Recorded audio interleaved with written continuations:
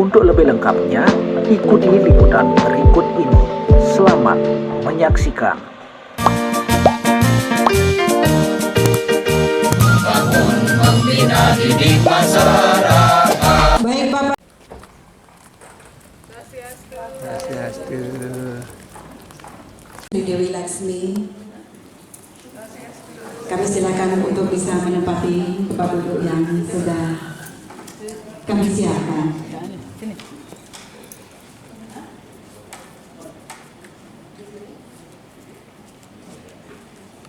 Yang kami hormati, acara simak rabu dan diskusi bersama Darmika dengan tema eksistensi Darmika dalam mewujudkan satuan siwam saudara dimulai. Ya, sesi pertama eksistensi Darmika dalam semangat juang mewujudkan satuan siwam saudara.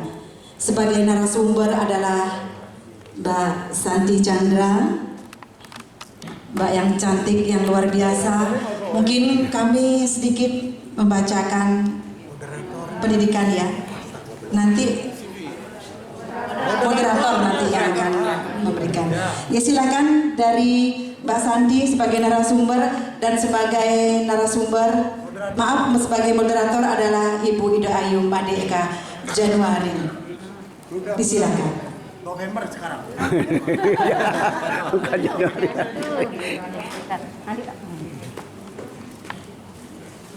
Silakan.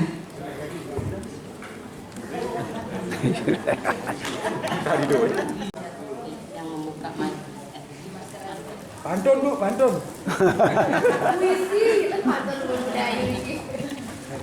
Sekali lagi Om Swastiastu. Om Swastiastu.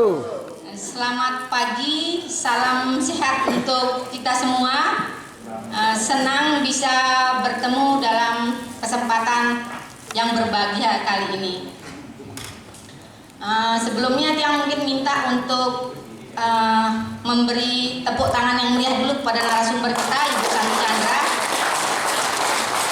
untuk memberi semangat kepada beliau sehingga bisa memaparkan materi nanti dengan lugas gitu.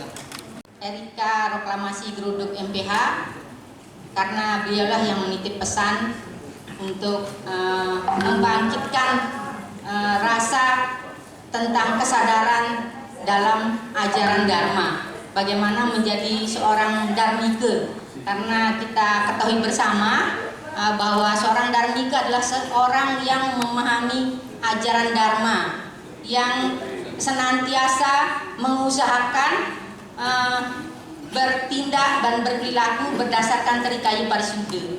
Jadi seorang yang secara realitasnya adalah religiusitasnya tidak diragukan lagi. Tepuk tangan untuk para Dharmika NTB dan Dharmika di seluruh Indonesia. Mari kita berdoa sejenak. Berdoa mulai. Berdoa selesai. Matur suksema. Pada sesi pertama ini kita akan membahas materi yang akan disampaikan oleh Ibu muda yang cantik ini, ya, yang dikenal dengan nama Santi Chandra, seorang YouTuber yang sedang viralnya, ya, karena membawakan konten yang menarik, yang hangat terkait dengan Dharmika dan ajaran Hindu, ya. Nah, sekarang beralamatkan di Bali, ya, di Jalan Tukat Badung 15 nomor 10B Renon Denpasar Bali. Sebelumnya kuliahnya di S1 di Surabaya, mengambil jurusan hukum, terus sudah gitu untuk S2-nya di Jakarta manajemen pemasaran. Jadi kali ini akan membawakan tema tentang jalur menuju jalan Dharma, berapa jalur menuju jalan Dharma karena beliau sendiri seorang Dharmika, dan bagaimana sinergi antara pemuka agama dengan umat sehingga menjadi kesatuan yang kokoh untuk dalam hal menjaga Hindu, menjaga kesadaran umat tentang hakikat di jalan Dharma. Baiklah, sebelum kita lanjut kepada nanti kita lihat waktunya. Mungkin untuk termin pertama kita akan berikan ketiga penanya. Mungkin seperti itu alur kita dalam sesi pertama ini. Hingga Januari ini nama pena IAM Eka Januari ini sekarang menjadi pendiri di Yayasan IPM Dharma Palguna dan sehari-hari yang penulis artikel dan puisi. Mungkin itu yang bisa yang sampaikan. Dan untuk selanjutnya waktu yang akan serahkan kepada narasumber kita. Sekali lagi kita beri tepuk tangan yang meriah untuk narasumber kita. Waktu dan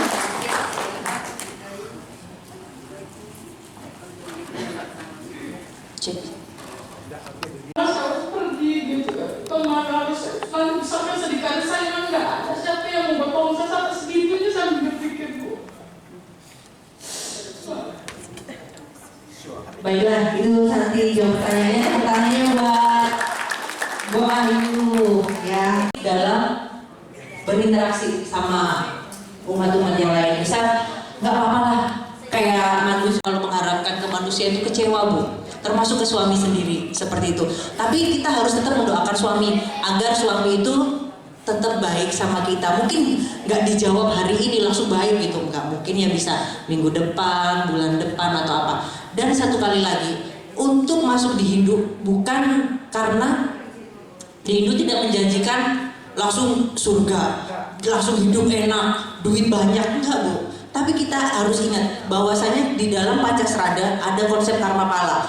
Ketika kita masuk Hindu, saatnya kita untuk menebus karma kita. Nggak apa-apa, saat kita air mata kita menangis, saat kita sedih, kita terima dalam arti, oh ya Tuhan, kalau memang ada ujian seperti ini, saya terima. Karena ini cara menghapus karma. Dengan cara apa? Tetap berperilaku baik Bu, meskipun ada paku satu dipinggirin aja. Kita menabung karma baik, karma baik, karma baik. Nanti ada caranya. Mungkin sebuah solusi itu tidak sesuai dengan keinginan kita, nggak apa-apa.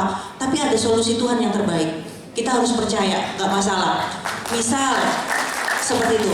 Dan pentingnya ketika perempuan harus kuat secara finansial, bukan kuat secara finansial untuk menandingi laki-laki, enggak. Tetap kita menghormati seorang suami. Misal, kan Ibu tadi bertanya, aku kalau bercerai sama suami harus Swastiastu. Om Swastiastu.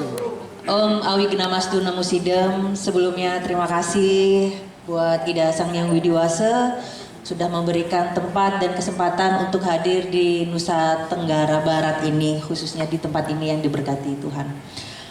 Dan kepada Ketua PHDI Provinsi NTB Swastiastu, buat Ida istri Swastiastu, Ida, terus kepada Bima Sindu, terus kepada Forum Bina Keluarga dan seluruh panitia yang sudah menyelenggarakan acara yang luar biasa ini dan berkenan mengundang Santi di sini untuk sekedar sharing dan diskusi untuk menambah semangat kita dan bangga untuk menjadi Hindu seperti itu. Nah, untuk di sini kita ngobrol santai nggih Bu nggih. Jadi karena memang Santi senang diskusi seperti ini karena kita semakin banyak kita tahu dengan karakter orang, semakin kita banyak berbicara dan ngobrol, itu semakin kita menambah wawasan, menambah ilmu. Karena dimanapun tempat, Santi selalu menempatkan sebagai gelas kosong. Jadi mungkin bisa belajar dari pengalaman ibu ini, bapak ini, atau siapapun itu buat pembelajaran Santi. Bahaya di TikTok sambil joget-joget juga nggak apa-apa Bu. Itu kan nanti dapat duit sambil happy, bener nggak? Terus nanti jualan apa?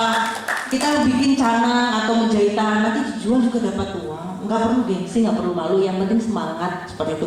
Dan ketika ada suami, udah cinta lagi, udah sayang lagi, itu bonus karena doa-doa ibu yang setiap ibu panjatkan seperti itu. Dan buat bapak-bapak nih, dari curhatan ibu, nanti disampaikan, direkam aja, sampaikan ke suaminya untuk lebih menghargai istrinya. Seperti itu. Om Swastiastu.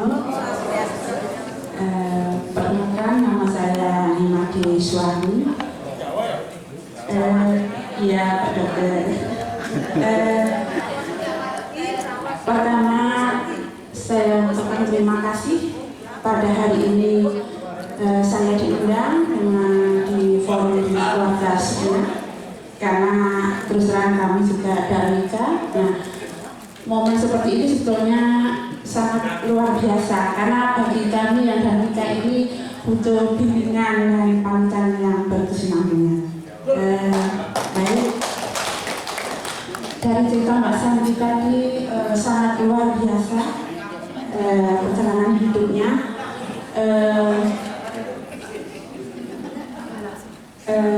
Pertama, nama saya Suharia dari Jawa Timur.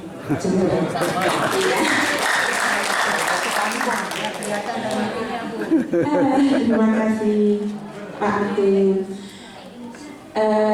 Tadi disampaikan dengan Mbak Santi sampai di titik terendah kehidupan sampai bercerai dengan suami untuk mencari jati diri. Tentu sangat-sangat besar pada saat itu mengorbankan. Ini yang tanyakan motivasi apa yang membuat Mbak Santi sampai setegar itu.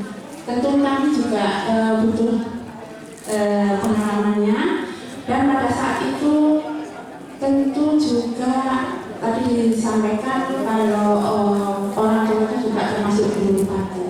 Bagaimana hubungan Mbak Santi pada saat itu seperti itu dengan orang tua di Sosial Media?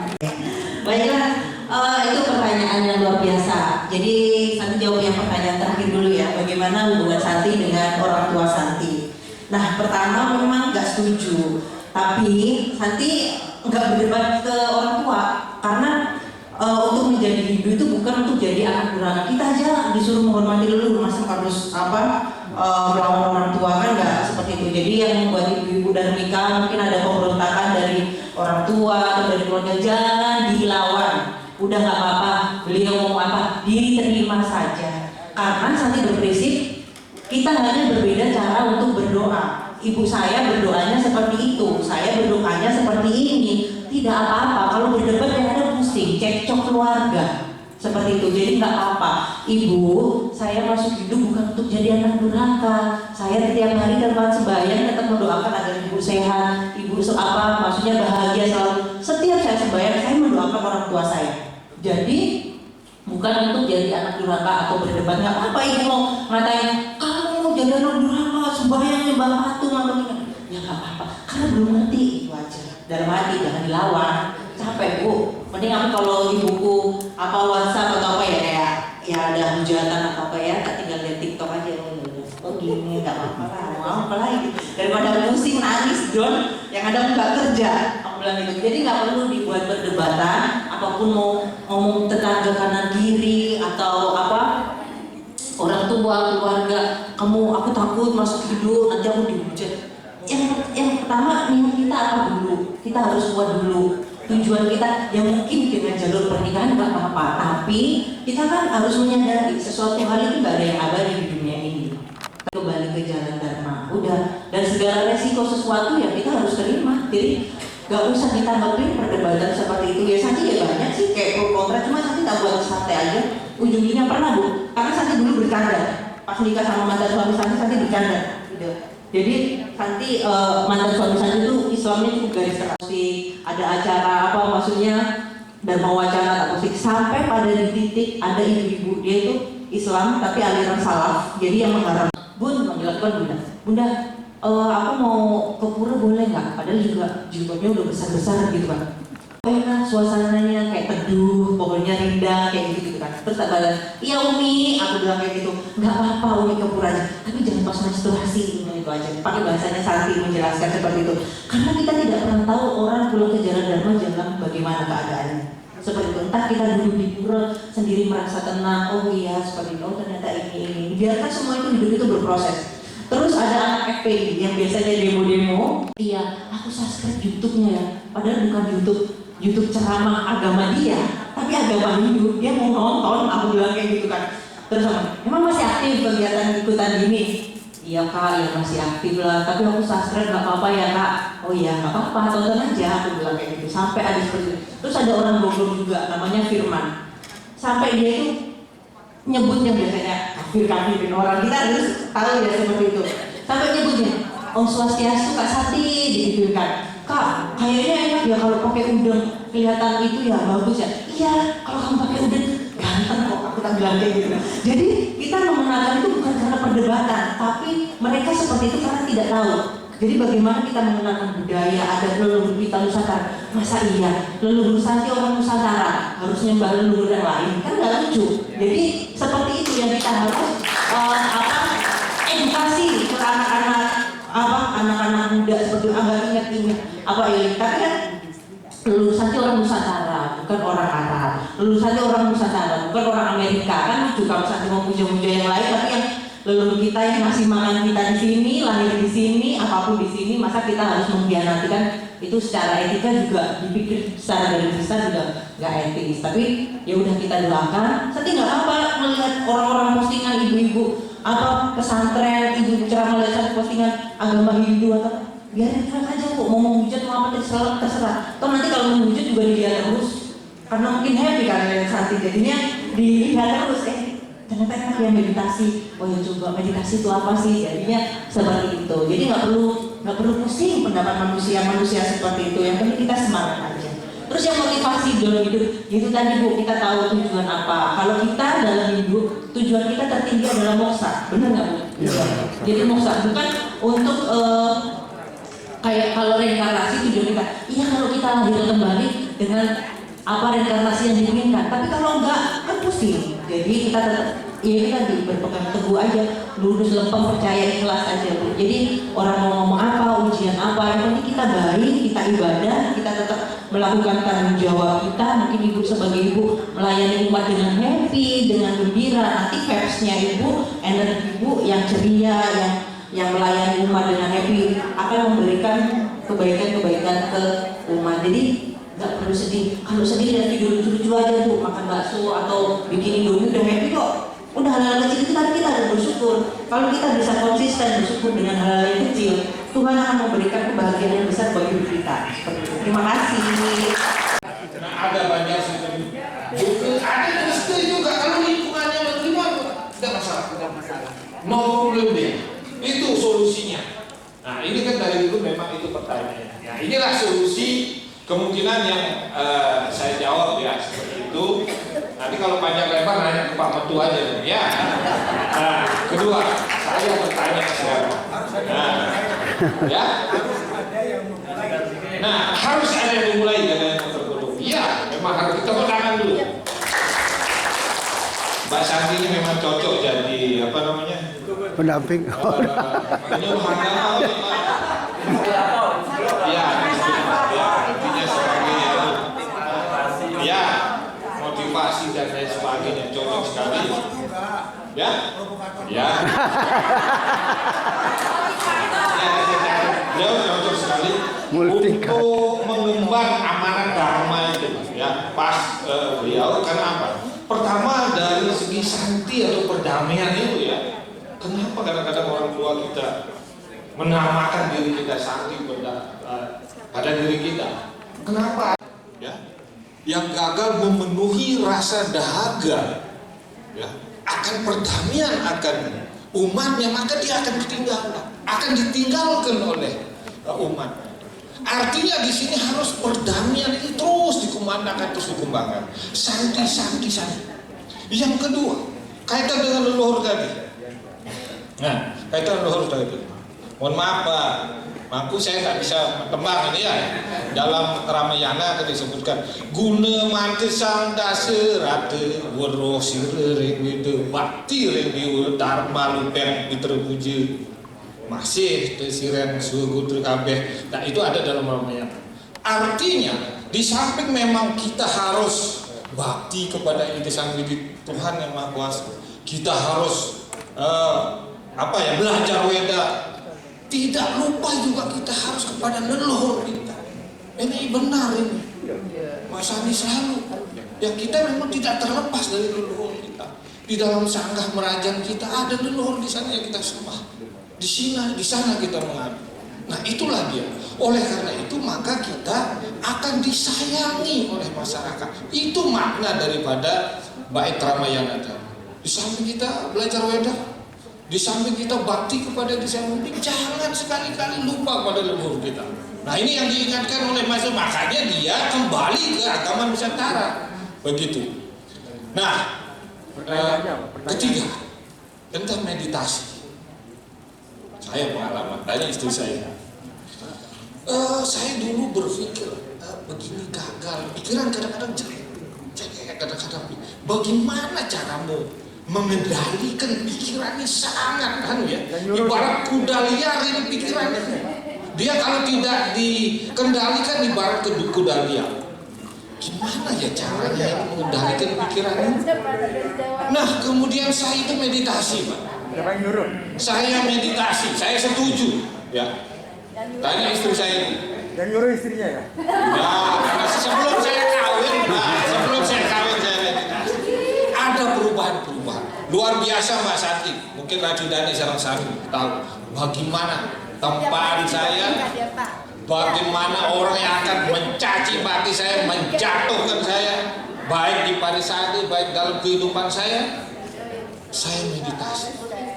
Cara meditasi dan meditasi itu yang mengalahkan saya. Dan di dalam doa meditasi saya yang paling kuat sehingga saya bisa berdiri bersama-sama dengan Mbak Santi dan orang-orang ini. Apa di dalam doa saya? Bahwa saya minta kepada Tuhan agar memaafkan dosa-dosanya. Tuhan, maafkanlah dosa-dosa yang mencaci diri saya, yang akan menjatuhkan diri saya. Maafkan dosa-dosanya. Alhamdulillah. Semoga makhluk semuanya berbahagia. Itulah ajaran Buddha itu. Nah itu menarik. Nah kemudian yang terakhir ada pertanyaan sama Mbak Santi. Luar biasa tadi pengalamannya dalam hidupnya saya. Ya tidak perlu saya ulangi lagi, luar biasa pengalaman hidupnya sehingga masih eksis sekarang, masih mempunyai daya tahan untuk menjadi hidup. Nah kira-kira mungkin bisa dipakai sebagai acuan bagi orang-orang yang ada di sini, terutama penyuluh-penyuluh atau parisade-parisade yang ada di kecamatan. Ya kira-kira bagaimana kiatnya agar dia punya daya tahan, punya karakter menjadi Hindu itu. Nah ini perlu disampaikan kepada kita semua di sini. Dari perjalanan itu kemudian ada konklusi, kesimpulan. Oh ini orang mempunyai daya tahan. Begini orang mempunyai karakter, sehingga kalau dia mempunyai karakter seperti Mbak Santi, dia akan sulit, dia punya daya tahan, sulit dia akan keluar dari hidup. Terima kasih. Iya, boleh. Iya boleh Pak. Apa Pak? Oh, nanti mungkin diskusinya bisa tukaran WhatsApp mungkin Pak, atau janjian ngopi di mana gitu kan. Boleh seperti itu. Nah, jadi ini untuk bagaimana cara untuk mempunyai daya tahan kehidupan yang begitu besar untuk ujian, cobaan dan lain. Kita harus punya spiritual. Nah, spiritual itu kalau Santi bukan hanya identik dengan klinik, enggak seperti itu. Tapi spiritual itu rasa tanggung jawab hidup kita, rasa kita untuk bersyukur, rasa bagaimana kita menghargai apapun yang ada dalam hidup ini, itu termasuk spiritual. Jadi nggak usah tinggi-tinggi ngomong spiritual yang klinik lah, ini itu, bukan seperti itu. Tapi rasa syukur kita dalam diri kita. Kalau di istilahnya ada mulat sarira seperti itu kan. Jadi apapun yang terjadi dalam hidup kita, tahu seperti ini kita terima. Dan kita harus disiplin diri seperti itu. Disiplin diri, misal nih, ini kan sebagai contohnya, kan nggak tahu ya maksudnya kegiatan dari ibu-ibu seperti apa. Pagi bangun tidur, yang bikin semangat hidup kita itu mood kita Pak. Mood kita agar bagus, selalu untuk semangat seperti itu. Jadi nggak ada yang berhak untuk merusak mood saya. Santi itu berprinsip seperti itu. Ada orang-orang yang menurut saya negatif, let's go away from here. Jadi yang pertama bangun tidur, Santi dengerin musik aja. Kalau kayak mungkin bisa dilihat di YouTube itu ada Powerful Laksmi.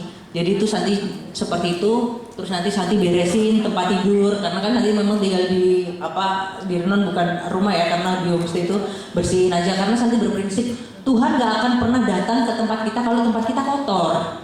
Jadi seperti itu. Jadi kita harus membersihkan itu, meskipun kita rumah kecil besar, yang penting dirawat, disyukuri, dibersihin. Udah habis itu nanti mandi, masak, nyiapin apa ya. Sebenarnya Hindu nggak ribet, kalau ada yang bilang Hindu ribet nyiapin ini, enggak seperti itu. Apa yang Santi masak itu yang Santi sembahkan. Misal Santi masak nasi, tempe, ya udah saya sembahkan sambil kopi atau apa ya, tergantung kepercayaan masing-masing kan. Ya itu aja, karena itu juga nggak memberatkan gitu loh. Kadang ada yang bilang jadi Hindu ribet, jadi Hindu mahal. Karena itu apa ya?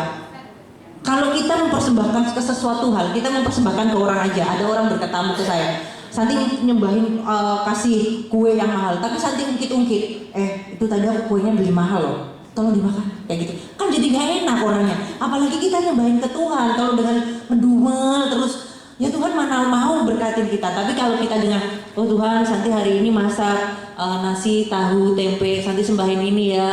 Semoga ini menjadi rasa syukur buat apa menjalani hari-hari, gitu-gitu aja tiap hari Santi kayak gitu aja. Terus nanti setelah itu sembahyang udah, barulah bekerja. Kalau mau tidur nih, kuncinya nggak stres itu cuma satu. Misal udah puyeng nih masalah kerjaan lah, udah masalah anak gini atau masalah yang lain huru-hara kehidupan, udah waktunya tidur istirahat, nggak ada yang boleh ganggu-ganggu. Tuhan hari ini Santi sudah berusaha, sudah bekerja, sudah seperti ini usaha Santi. Untuk yang lain Santi pasrahkan, udah ikhlas. Santi mau istirahat, Santi mau tidur, udah nyalain dupa mau tidur sambil dengarkan apa lagu-lagu yang mungkin yang bisa membangkitkan rasa spiritual atau gayatri mantra buat menemani tidur aja. Udah seperti itu. Besok bangun pagi juga mood akan bagus. Seperti itu aja tiap hari. Jadi nggak ada yang bikin puyeng-puyeng, dibuat simpel aja hidup ini. Jadi seperti itu. Yang penting itu hati kita itu seperti apa. Seperti itu Pak, biar tahan banting Pak. Jadi itu tadi peran meditasi juga luar biasa. Nanti meditasi juga berjapa mungkin ya, di YouTube juga banyak berjapa. Terus gayatri mantra atau pakai bahasa Indonesia. Misal, oh Santi seperti ini. Terus Santi kita juga harus meminta maaf pada diri kita karena kita yakin hal apapun yang terjadi dalam hidup kita itu membayar karma. Kita harus meminta maaf. Tuhan, aku bilang gitu kan. Tuhan maafkan karma buruk Santi di masa lalu atau di kehidupan Santi yang dulu. Tolong sudahi karma buruk itu, gantilah dengan karma yang baik. Itu aja, minta maaf. Seperti jangan minta mulu, kita harus juga minta maaf, tahu diri akan kita bahwasanya kita juga pernah membuat kesalahan. Seperti itu. Jadi itu yang harus kita pola dalam diri kita, menjadi pribadi yang tahu diri dan bertanggung jawab. Itu kunci bahagia. Jadi udah simpel aja, orang mau ngomong apa, oh seperti ini. Karena kalau kita sudah tahu, misalnya setiap kelahiran, setiap kematian, setiap manusia itu berbeda. Jadi cirinya, Santi kamu pernah iri nggak sama orang lain? Enggak. Kalau untuk saat ini ya, kalau dulu iri dalam artian misal Santi ke suatu tempat wisata atau mall, lihat ibu-ibu gandeng anaknya sama suaminya, atau lihat keluarga utuh, Santi merasa insecure, nggak pede, karena kok enak banget ya ibu ini masih bisa merawat anak, kok Santi nggak bisa, dalam hati kayak gitu kan, maksudnya nggak bisa setiap hari every time kayak gitu, nggak bisa, itu ngerasa. Cuma oh ya mungkin Santi memiliki tugas yang harus seperti ini. Kalau Santi misal harus selalu 24 jam dengan anak, Santi nggak bisa kerja, Santi nggak bisa konten YouTube, Santi nggak bisa ke Lombok seperti ini. Jadi ya nggak apa-apa, Santi tetap berdoa buat anak Santi. Kalau kita sudah tahu hidup kita tugas apa, tujuan apa, nggak ada iri dengki. Misal Santi tugasnya seperti ini, YouTuber, masa iri sama dokter? Kan Santi nggak punya ilmunya kedokteran. Yang kayak gitu makan, kalau punya penyakit iri, yang ada bikin beban hidup, stres. Kayak gitu. Jadi ya udah tugasnya dokter ya jadi dokter, Santi seperti ini, ada yang tugas polisi seperti ini, ada yang memang tugasnya jadi ibu rumah tangga, jadi terimanya tugasnya memang masing-masing seperti nggak ada kita harus membandingkan hidup itu capek Bu. Jadi percaya kita punya karma masing-masing, tanggung jawab diri masing-masing, tujuan hidup kita masing-masing. Jadi nggak ada yang pusing-pusing kayak gitu, nggak ada. Ya udah tugasnya seperti ini, saya seperti ini. Jadi ya dinikmatin aja hidup ini seperti itu. Terima kasih. Ibu yang berbaju biru, ibu-ibu ya, the power of woman. Dan mereka juga luar biasa. Tepuk tangan dong. Tiap awali dengan panggilan umat. Om Swastiastu. Oke, perkenalkan nama saya Dewi Erika Sari yang di sini mewakili PHDI Kecamatan Selaparang dengan penyuluh agama Hindu Kecamatan Skarbele. Jadi di sini Tiang juga seorang Darmita, Bapak Ibu. Nah, di sini saya ingin menanyakan kepada Mbak Santi.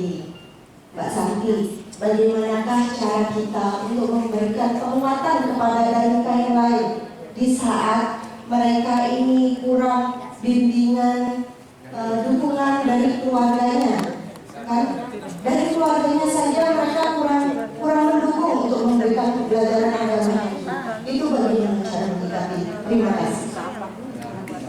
Ya, terima kasih. Tetap setia di jalan Dharma. Nah, yang pertama, yang tadi sudah Santi jelaskan, bahwasanya kita jangan berharap ke manusia. Termasuk sekalipun itu entah keluarga, entah suami atau apa. Itu bonus, Bu. Kalau suami mau ngajarin, ada keluarga yang mau ngajarin, itu diterima, itu bagus, itu termasuk rezeki. Kita nggak boleh memungkiri akan itu. Tapi kalau kita nggak dapat akan itu, jangan dicela. Jangan mencela. Aduh, suami aku nggak pernah ngajarin agama ini. Aduh, keluarganya kayak gini nih, nggak terima. Udah, hal-hal kayak gitu nggak usah terlalu dipusingin. Kita cari aja dengan komunitas aktif di media sosial. Oh ya, ada perkumpulan seperti ini atau di pura kegiatan seperti ini. Kita akan menemukan keluarga vibes baru yang akan bisa menguatkan kita. Kita harus semangat untuk mencari lingkungan yang baik. Dan hal kayak negatif itu kita meminimalisir dengan cara bukan kita nggak peduli, tapi membatasi. Karena diri kita itu, kalau Santi itu ada pagar, di mana ada orang masuk Santi izinkan, kalau enggak menurut Santi nggak baik, Santi nggak mengizinkan seperti itu. Karena hidup Santi tanggung jawab Santi nggak mau ada orang yang melukai hidup Santi, mendonkan, bikin down Santi nggak mau akan hal itu. Misal lo tahu karakternya seperti ini, nanti kalau Santi teruskan nih, kalau misalnya ada orang yang nggak baik ngomong gitu Santi biarkan, nanti Santi yang sakit. Jadi nggak perlu ketika ada, kembali lagi, hidup kita tanggung jawab diri kita sendiri, bukan tanggung jawab suami, pasangan dan lain-lain. Kalaupun mereka berbuat baik sama kita itu bonus, Bu. Jadi seperti itu. Misalkan kayak tadi dari kakaknya, suami nggak ngajarin apa-apa, kita belajar aja sendiri. Ada komunitas, udah ikutan, oh ya aktif seperti ini, mencari kegiatan-kegiatan yang kita senangi dan tetap selalu mengandalkan Tuhan. Udah, karena di hidup kita harus tujuan kita itu apa? Bukan karena untuk aku masuk hidup biar disayangi, diterima sama pasangan atau apa. Tapi kan nanti kalau suaminya nggak sesuai ekspektasi, yang ada kecewa. Nanti ibu yang disalahin. Aduh, udah masuk hidup nih, kamu nggak cinta sama aku, kan pusing, Bu. Jadi ibunya yang disalahin. Padahal itu ekspektasi kita yang terlalu tinggi ke manusia. Jadi Santi nggak mau pusing. Misal kayak Santi udah memutuskan di hidup nih, nggak ada yang ngajarin Santi. Misal waktu itu, apalagi nggak ada, bukan karena jalur pernikahan. Santi ngojek tuh kesana sini, ke gereja, ngetok gitu, cuma belajar bikin cana, pejalti artinya apa seperti ini, cuma duduk, kadang di pura aja sendirian, bengong, nanti di situ, nanti dijalanin gitu aja. Ya mungkin karena Santi kalau dibikin happy lah, enjoy aja. Jadi ya nggak usah terlalu overthinking gitu loh. Jadi mikir ini itu udah. Yang penting kita usaha, kita berdoa, urusan hasil pasrahkan ke Tuhan. Seperti itu. Jadi keep positif aja, enjoy. Om Swastiastu. Om Swastiastu Pak Santi, salam kenal dari saya. Perkenalkan, nama saya Ibu Siti Ayu Sriwulandari. Saya adalah salah satu penyuluh agama Hindu non-PNS yang bertugas di Kecamatan Selaparang. Terima kasih ada kesempatannya. Pertanyaan saya buat Mbak Santi. Mohon maaf sebelumnya, ini bukan untuk membandingkan atau menjadi perbandingan antara agama-agama, bukan. Cuman pada intinya setiap agama pasti memberikan atau memberikan ajaran yang terbaik bagi umatnya, ini tergantung personalnya. Menurut Mbak Santi, ajaran di agama Hindu yang manakah yang membuat Mbak Santi menjadi terinspirasi atau termotivasi dan kuat tidak berpindah lagi ke keyakinan sebelumnya? Terima kasih. Pertanyaannya yang mungkin tadi sudah Santi permisi Santi jelaskan bahwasanya kita tidak bisa membandingkan perdebatan agama yang seperti di media sosial, debat ini paling benar, ini masuk surga, padahal dia juga mati aja belum. Jadi ngapain ngomongin surga terlalu tinggi gitu kan. Nah, kembali lagi, kenapa sih Santi lebih nyaman di Hindu? Karena Santi bisa jadi diri sendiri. Seperti itu. Santi tuh orangnya nggak bisa, Bu, diatur-atur, diancem-ancem kayak gitu, makin pusing kepalaku. Jadi kalau Santi karena melakukan itu, jadikan ibadah itu sebagai hobi. bukan sebagai kayak kayak keterpaksaan, nggak bisa. Kalau kita mau bertemu berkomunikasi dengan Tuhan, kita harus dengan suasana hati yang gembira, yang senang. Jadi yang damai, yang tenang seperti itu, bukan dengan amarah, cacian seperti itu, nggak bisa. Kita mau ketemu sama orang, bertamu ke rumah orang, kalau dengan amarah, dengan caci maki orang aja juga malas bukain pintu. Apalagi kalau kita mau berdoa sama Tuhan, kalau dengan keadaan kondisi yang emosional kayak gitu ya ngapain berdoa kayak gitu kan. Jadi ya udah, kita harus tetap menenangkan diri dulu dengan cara harus kita punya komunikasi yang baik dengan Tuhan. Nah, caranya ajaran Hindu apa yang tadi, karena setiap agama itu Santi nggak bisa membandingkan. Misal ada temannya Santi yang Katolik, cerita Katolik ya Santi dengarkan, karena itu knowledge-nya memang seperti itu. Nyamannya di situ nyembah Bunda Maria atau Yesus ya silakan. Karena ketika kita memilih agama, itu adalah cara kita memilih bagaimana kita berkomunikasi dengan Tuhan. Ada yang dengan cara Katolik, ada dengan cara Islam, ada dengan cara Protestan. Dengan Santi ya karena nyamannya di Hindu ya Santi nyaman dan percaya diri. Ngapain nggak percaya diri? Orang itu nyaman buat saya. Seperti itu. Jadi nggak perlu Santi membandingkan agama ini. Misal punya keluarga Santi yang agamanya Islam, ya kalau nyaman di Islam ya nggak apa-apa. Nggak mungkin Santi ngajak ke Hindu, ayo masuk Hindu. Nanti kalau nggak masuk Hindu masuk neraka, kan nggak ada ajaran agama Hindu seperti itu. Jadi senyamannya aja lah hidup ini. Jadi kurangi perdebatan. Misal ada teman Santi, misal Santi posting apapun, dia debat, Santi kamu nanti gini-gini, ya udahlah biarin, karena dia hidup dengan pemikirannya seperti itu. Kalau Santi masuk ke pemikirannya dia, yang ada pusing, Santi yang ada nggak terima atau merasa kayak gini. Enggak lah, aku bilang gitu kan, ini agamaku, ini tujuanku, ya udah nggak apa-apa. Jadi nggak perlu dipusingkan. Jadi dibuat itu aja, bahwasanya healing terbaik ya ibadah itu, Bu. Jadi bagaimana kita daripada itu di Lombok ini, ya saya menerima. Jadi keluarga saya ada keponakan, karena dia cara Kristen dulu di Kupang, itu saya pungut terus saya bersama-sama, saya dipecat oleh saudara atau dikeluarkan. Dan saya dengar terus Pak Gerobuk ngajak juga begitu, tapi tidak diapa-apakan. Itu yang saya maksud, Pak. Jadi diskriminasi itu ada pada Sidikalu di Lombok. Ya, Sidikalu di Lombok. Ya, saya terutama jadi korban.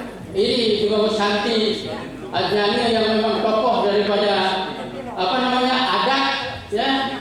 Tolong itu bagaimana kita bisa meluruskan, ya, meluruskan daripada diskriminasi di Sidikalu. Kalau bisa ya, karena Sidikalu itu adalah organisasi tanpa bentuk, nggak ada ketua. Ini Sidikalu, ya. Ini Sidikalu dengan yang empat ini, yang C ini belum tentu Sidikalu dengan A, belum tentu dengan D. Itu namanya organisasi tanpa bentuk, hanya ada di Pulau Lombok. Jangan-jangan Bali beragama Hindu. Ya, mungkin Pak Kayoku merasakan sekali juga itu. Orang-orang Bali Lombok itu merasakan. Hanya informasi Bu ya. Ya, kita itu tahu tadi, nanti Ibu akan bisa jawab karena khas Lombok. Dan ditanyakan oleh Pak siapa tadi? Pak Torde. Pak Torde. Nah, jadi saya lebih dari 1 menit. Tolong saya bayar, terima kasih. Om Santi, Ibu Santi. itu terbaik daripada kita saran nih. Misal contohnya kayak dari Wika ya, ada permasalahan rumah tangga, terus curhat ke keluarga yang sebelumnya, keluarga lama, pasti akan disuruh balik ke agama lama. Udah kamu balik aja, seperti itu kan nggak bisa. Ketika makanya Santi tadi bilang agama itu bukan setrikaan. Jadi peran dari sebuah para pemuka agama di Hindu adalah mengharapkan kita semua bisa berdoa sebentar untuk mengenang jasa para pahlawan kita, dan khususnya untuk mendiang Ibu Dr. Erika Proklamasi Geruduk MPH, karena beliaulah yang menitip pesan untuk membangkitkan rasa tentang kesadaran dalam ajaran Dharma, bagaimana menjadi seorang Dharmika. Karena kita ketahui bersama bahwa seorang Dharmika adalah seorang yang memahami ajaran Dharma, yang senantiasa mengusahakan bertindak dan berperilaku berdasarkan Trikayu Parisudha. Jadi seorang yang secara realitasnya adalah religiusitasnya tidak diragukan lagi. Tepuk tangan untuk para Darmika NTB dan Darmika di seluruh Indonesia. Mari kita berdoa sejenak. Berdoa mulai. Matur susun. Pada sesi pertama ini kita akan membahas materi yang akan disampaikan oleh Ibu muda yang cantik ini, ya, yang dikenal dengan nama Santi Chandra, seorang YouTuber yang sedang viralnya, ya, karena membawakan konten yang menarik, yang hangat terkait dengan Dharmika dan ajaran Hindu, ya. Nah, sekarang beralamatkan di Bali, ya, di Jalan Pukat Badung 15 nomor 10B Renon dan Pasar Bali. Sebelumnya kuliahnya di S1 di Surabaya, mengambil jurusan hukum, terus sudah gitu untuk S2-nya di Jakarta, manajemen pemasaran. Jadi kali ini akan membawakan tema tentang jalur menuju jalan Dharma. Berapa jalur menuju jalan Dharma karena beliau sendiri seorang Dharmika, dan bagaimana sinergi antara pemuka agama dengan umat sehingga menjadi kesatuan yang kokoh untuk dalam hal menjaga Hindu, menjaga kesadaran umat tentang hakikat di jalan Dharma. Sudah memberikan tempat dan kesempatan untuk hadir di Nusa Tenggara Barat ini, khususnya di tempat ini yang diberkati Tuhan. Dan kepada Ketua PHDI Provinsi NTB Swastiastu, buat Ida istri Swastiastu, Ida, terus kepada Bima Sindu, terus kepada Forum Bina Keluarga dan seluruh panitia yang sudah menyelenggarakan acara yang luar biasa ini dan berkenan mengundang Santi di sini untuk sekedar sharing dan diskusi untuk menambah semangat kita dan bangga untuk menjadi Hindu. Sarjana, bodo amat lah, karena mikir ya kalau kita ngelamar kerjaan kan ada sponsor. Itu ngamen. Konsentrasi Pak, konsentrasi ya kan. Oh ya. Nah, nggak apa-apa, anggap aja sponsor ya. Setelah itu Santi ngamen di Blok M sambil nunggu lamaran kerjaan kesana sini seperti itu kan. Nah, pas ngamen antarkan di Blok M itu mungkin yang udah pernah ke Jakarta kayak Metro Mini, Kopaja itu hal biasa kan. Udah di situ kenalan lah sama pengamen-pengamen. Akhirnya karena waktu itu ada anak-anak aktivis, waktu itu ada band-band Superman is Dead gitu-gitu kan. Kenalah sama orang-orang Bali akhirnya di situ. Pak Menteri ya? Kalau bapak-bapaknya mungkin udah kerja di kantoran Pak, tapi ini anak-anak muda gitu kan. Akhirnya di Blok M itu Santi, karena setiap hari Santi ngamen, disamperin sama Kak Saras Dewi. Karena Saras Dewi yang penulis, yang dosen di UI, Universitas Indonesia. Di situ akhirnya diskusi. Santi tertarik untuk tentang Bali. Oh iya, Mbok Santi seneng aja, aku bilang kayak gitu kan. Maksudnya seneng dengan lagu-lagu Bali atau seneng-seneng band waktu itu kan. Oh ya, akhirnya ada acara Dorce Gama Lama waktu itu di Rawamangun. Akhirnya Santi ikutan karena Santi set gitu orangnya, set gitu. Akhirnya Santi ke acara Dorce Gama Lama tersebut. Nah, ngobrol-ngobrol karena kan modal percaya diri lah. Itu udah modal terbesar dalam hidup kita adalah di dalam diri kita. Yang secara mungkin kalau materi kan waktu itu Santi nggak ada, jadi modal percaya diri aja. Pak, kerja di mana? Aku bilang kayak namanya orang cari kerjaan ya, usaha di Bali TV gitu. Di Bali TV deh ada lowongan nggak ya? Aku bilang gitu kan, aku pengen kerja. Aku bilang gitu, emang mau kerja di Bali TV, lulusan apa gitu kan. Oh, Santi lulusan sarjana di sana, nanti tak bantu, tak kenalin di KHR ini namanya Pak Made Widiantara atau siapa gitu, Santi agak lupa. Akhirnya ngelamar hari Senin, hari Rabu Santi masuk. Akhirnya pas masuk pertama kali Santi langsung ditempatkan di DPR RI waktu itu. dari ngamen di Blok M, habis itu ngantor kena AC di DPR RI, ya lumayan ada peningkatan sedikit.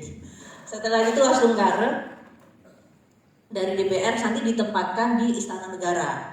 Di Istana Negara itu peralihan dari zamannya Pak SBY ke Pak Jokowi seperti itu. Karena Santi memang suka belajar, suka ketemu orang. Oh seperti ini namanya dari desa ya Bu ya, dari kampung terus ketemu di Jakarta. Oh ini ya gedung KPK, oh ini Istana Negara, oh ini DPR RI. Jadi buat Santi itu sesuatu hal yang bikin excited dan bikin apa ya, semangat seperti itu. Nah karena di Bali TV mau nggak mau kita pas liputan kayak odalan, Santi mau nggak liputan odalan di pura-pura? Oh ya mau. Karena apa? Karena makan gratis Bu, karena Santi kan ngekos di situ, makanan banyak. Awalnya seperti itu jujur, dan itu merasa seneng banget gitu, nggak ada sekat gitu loh Bu. Jadi yaudah ayo makan, mau pejabat mau siapa udah makan. Jadi itu yang bikin Santi wah, yang biasanya Santi sendiri kayak gitu kan ada rasa kekeluargaan di situ. Jadi seneng aja meskipun bukan jadwal Santi. Haram nggak? Apa? Haram nggak? Nggak apa-apa, yang penting enak Pak. Nah setelah itu karena meskipun bukan jadwal syuting atau apa, Santi semangat mau ada acara kayak odalan, terus ada acara rahinan, purnama atau apa, Santi ikutan. Nah Santi pakai kebaya dan lain-lain. Santi nanti ada acara ini ikutan, yaudah ayo aku bilang gitu kan, pokoknya mau ke Bogor mau apa pokoknya gas aja lah, aku bilang kayak gitu kan.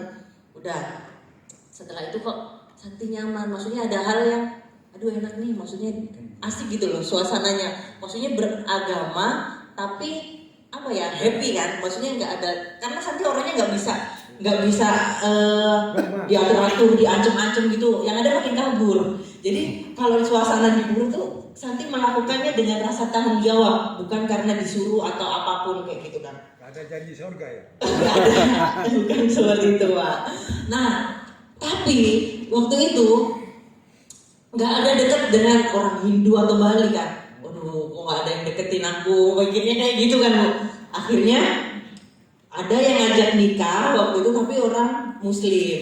Ya udahlah, pengen nikah aja sama orang Muslim di Betawi. Sebelumnya itu pas waktu di Pura Rawamangun sempet kan Santi nggak tahu ya mana pemangku atau apa ya, belum ngerti gitu maksudnya. Santi cuma duduk aja sendiri di Wantilan atau apa, cuma bengong aja, bingung mau ngapain ya.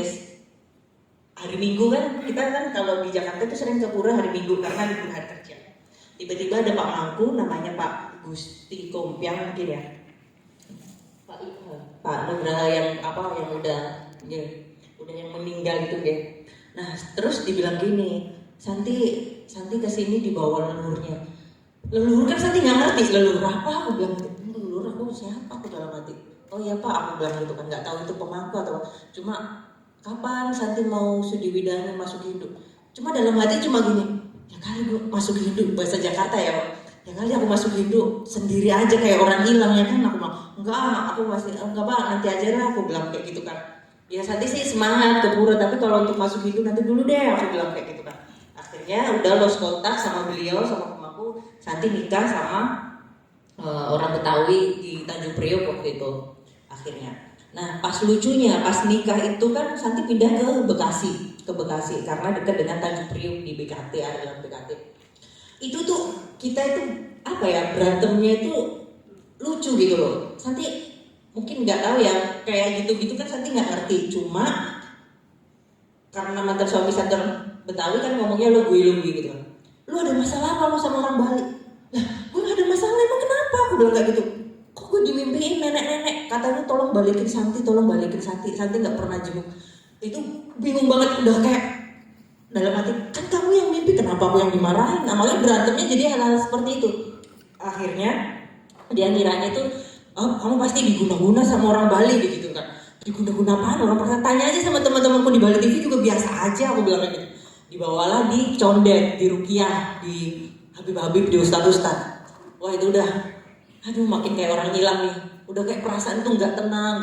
Rasa itu kayak nggak percaya diri. Santi sakit, opname di rumah sakit. Cuma ngerasa ya udahlah bertahan aja, namanya mungkin ujian rumah tangga, aku bilang gitu kan, tetap bertahan. Akhirnya udah bener-bener stuck waktu itu, ada selalu Santi itu ke psikiater itu kenapa sih aku kok seperti ini kan belum, Santi nggak ada niatan buat ke Hindu atau sharing ke umat Hindu, itu nggak ada, masih nggak ada pemikiran seperti itu karena Santi mau bener-bener mau bertahan di bersama rumah tangga Santi waktu itu. Akhirnya udah ada keinginan dulu kayak bunuh diri, ada pemikiran seperti itu.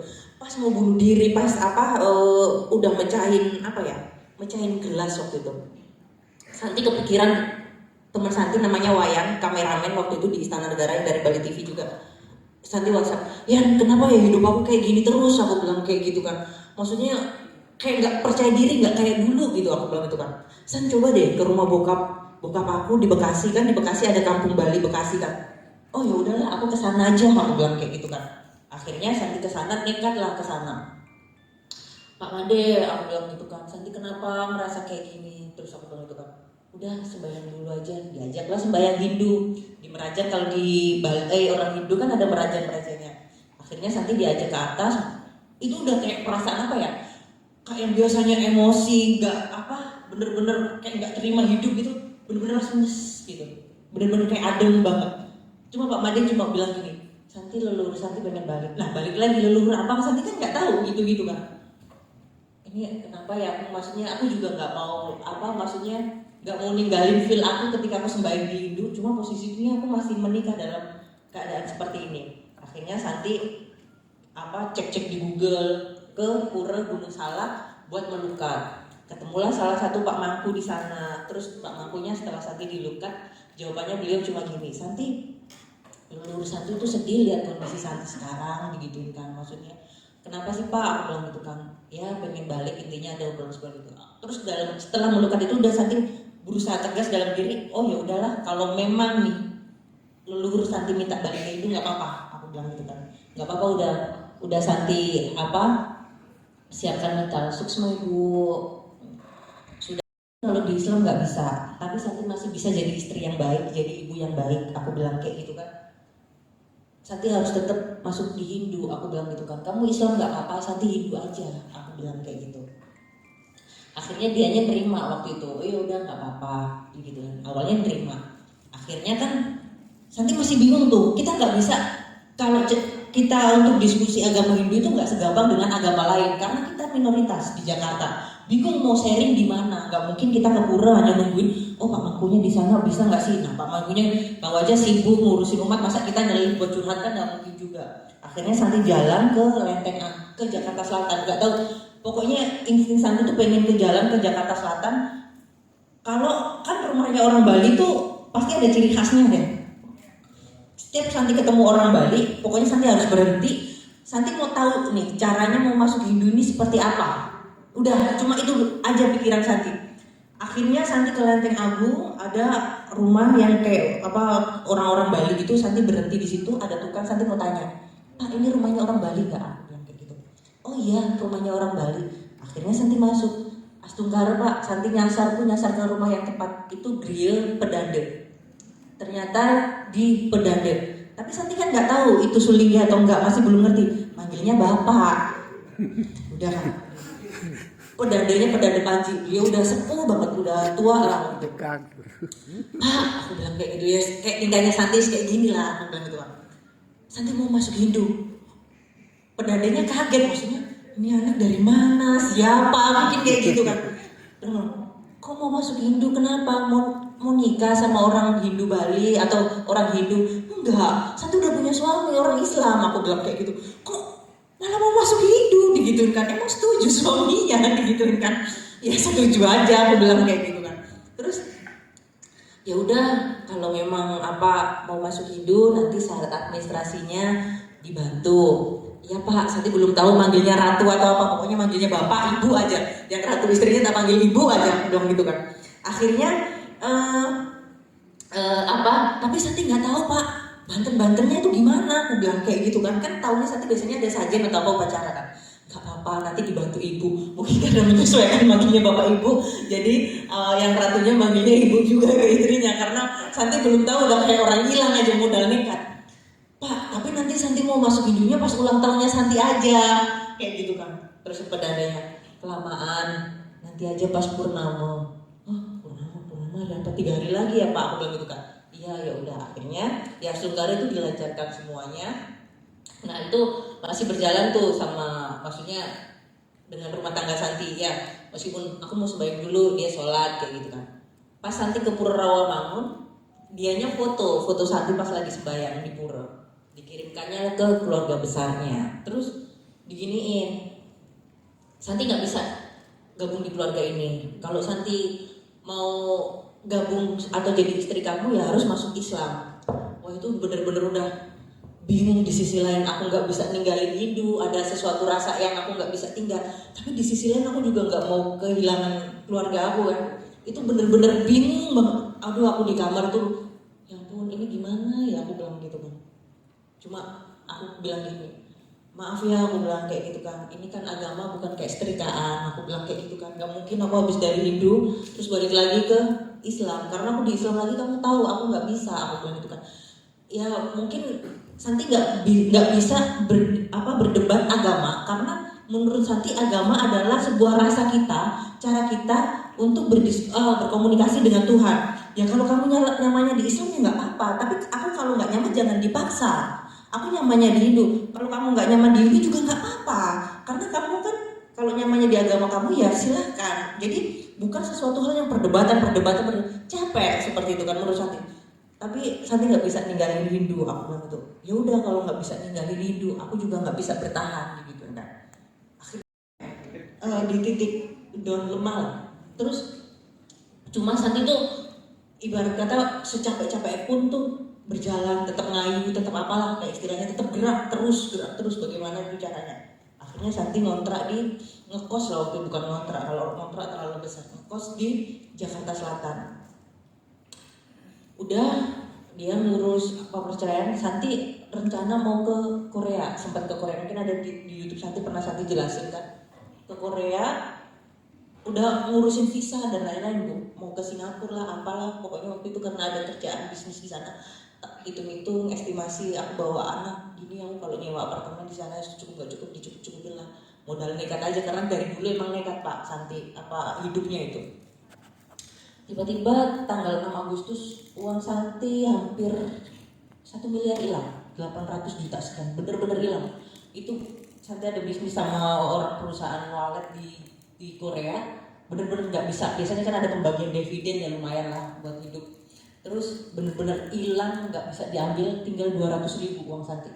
Cuma pilihannya waktu itu Santi ke pura, udah bener nyawa itu udah, aduh kayak nyawa nempel aja. Santi sambil bawa anak, aku langsung dalam hati, ya Tuhan, ini sebenarnya hidup aku nih mau kemana? Aku bilang gitu kan. Aku ke orang tua aku balik ke Jawa, aku pasti dimarahin karena aku masuk Hindu. Aku bertahan rumah tangga aku juga nggak bisa. Ini aku kemana? Cuma berdoa aja di pura itu. Santi cuma bengong, ya Tuhan ini gimana ya? Mau bunuh diri juga nggak mungkin, lihat anak aku yang masih kecil-kecil itu kan. Akhirnya Asunggara ada tawaran, Santi kamu ke Bali. Kan Santi sempat nge-host di media Hindu waktu itu. Santi ke Bali, ke Singaraja waktu itu. Oh ya udahlah, kalau memang Santi jalannya harus ke sana. Dan itu kan pesawat semuanya beliau yang nanggung. Jadi dengan kondisi ekonomi yang Santi down seperti itu, akhirnya ya udah Santi tuh nitipin anak Santi cuma satu, karena Santi nggak mau perjuangan Santi masuk Hindu ini sia-sia. Santi pengen anak Santi tetap belajar Dharma waktu itu, apapun kondisinya itu bener-bener carut marut, udah pilihan hidup yang kalau apa ya itu bener-bener yang oh ya udahlah, aku bilang kayak gitu. Akhirnya di Singaraja Santi keliling ke Sulinggi. Akhirnya Santi ke Sulinggi, pas ada acara otonan anak Santi, Sulingginya cuma bilang, nak sebelum balik ke Jakarta Santi ke grill sama Ide Resi Begawan di Pucak Sari di Singaraja. Oke, aku bilang kayak gitu kan. Udah sampai di sana ya banyak diskusi, bagaimana sih kok kenapa aku seperti ini. Akhirnya udah kan Santi itu pengennya memvalidasi, benar nggak sih yang dinasehati sama Sulinggi ini. Ke Sririt lah, naik angkot juga ke Sulinggi lagi di Ida Resi. bujangga? Jawabannya juga sama, intinya leluhur kamu pengen kamu balik di Hindu, ya udahlah ini buat proses hidup kamu, nanti kamu apa seperti ini. Oke. Udahlah sambil menguatkan hati kan. Akhirnya ya udah Santi taruh anak Santi di Singaraja. Santi selalu apapun kondisi hati Santi tuh bisa bonding sama Sulinggi karena cuma beliau yang menurut Santi, pemikiran Santi yang bisa terima Santi tanpa ngejudge Santi. Santi orangnya seperti ini, Santi orangnya banyak tanya, Santi orangnya seperti ini. Kalau Santi curhat ke salah orang, karena nanti takutnya salah sendiri kamu masuk hidup, makanya ditinggalin suami kan seperti itu. Takutnya malah bikin down seperti itu. Makanya Santi nggak mau, Santi bener-bener close, Santi nggak mau curhat ke teman atau apapun, Santi nggak mau. Santi fokus curhat ke Sulinggi waktu itu. Nah akhirnya Sulingginya bilang, Santi tinggal di mana sekarang? Nanti Santi mau ikut teman, tinggal di apartemen. Aku bilang kayak gitu kan. Santi wajib hukumnya tinggal di grill, gitu. Akhirnya Santi tinggal di grill, ya bantu-bantu nyapu atau apa seperti itu kan. Terus nanti ada upacara pawiwahan, Santi MC dan terus akhirnya pas diskusi sama Ratu Resi Agung waktu itu, Santi sepertinya kamu lebih aman di Bali gitu. Nah, Santi kan bingung kerja apa, aku belum waktu itu. Tiba-tiba ada tawaran buat usaha kerja di Sanur. Ya udah Santi berangkat lah Negara ke Bali. Tapi kok sampai di Bali bingung. Ya Santi ada income, ada pendapatan. Aduh kalau kerja seperti ini Santi kayak maksudnya belum bisa survive gitu kan.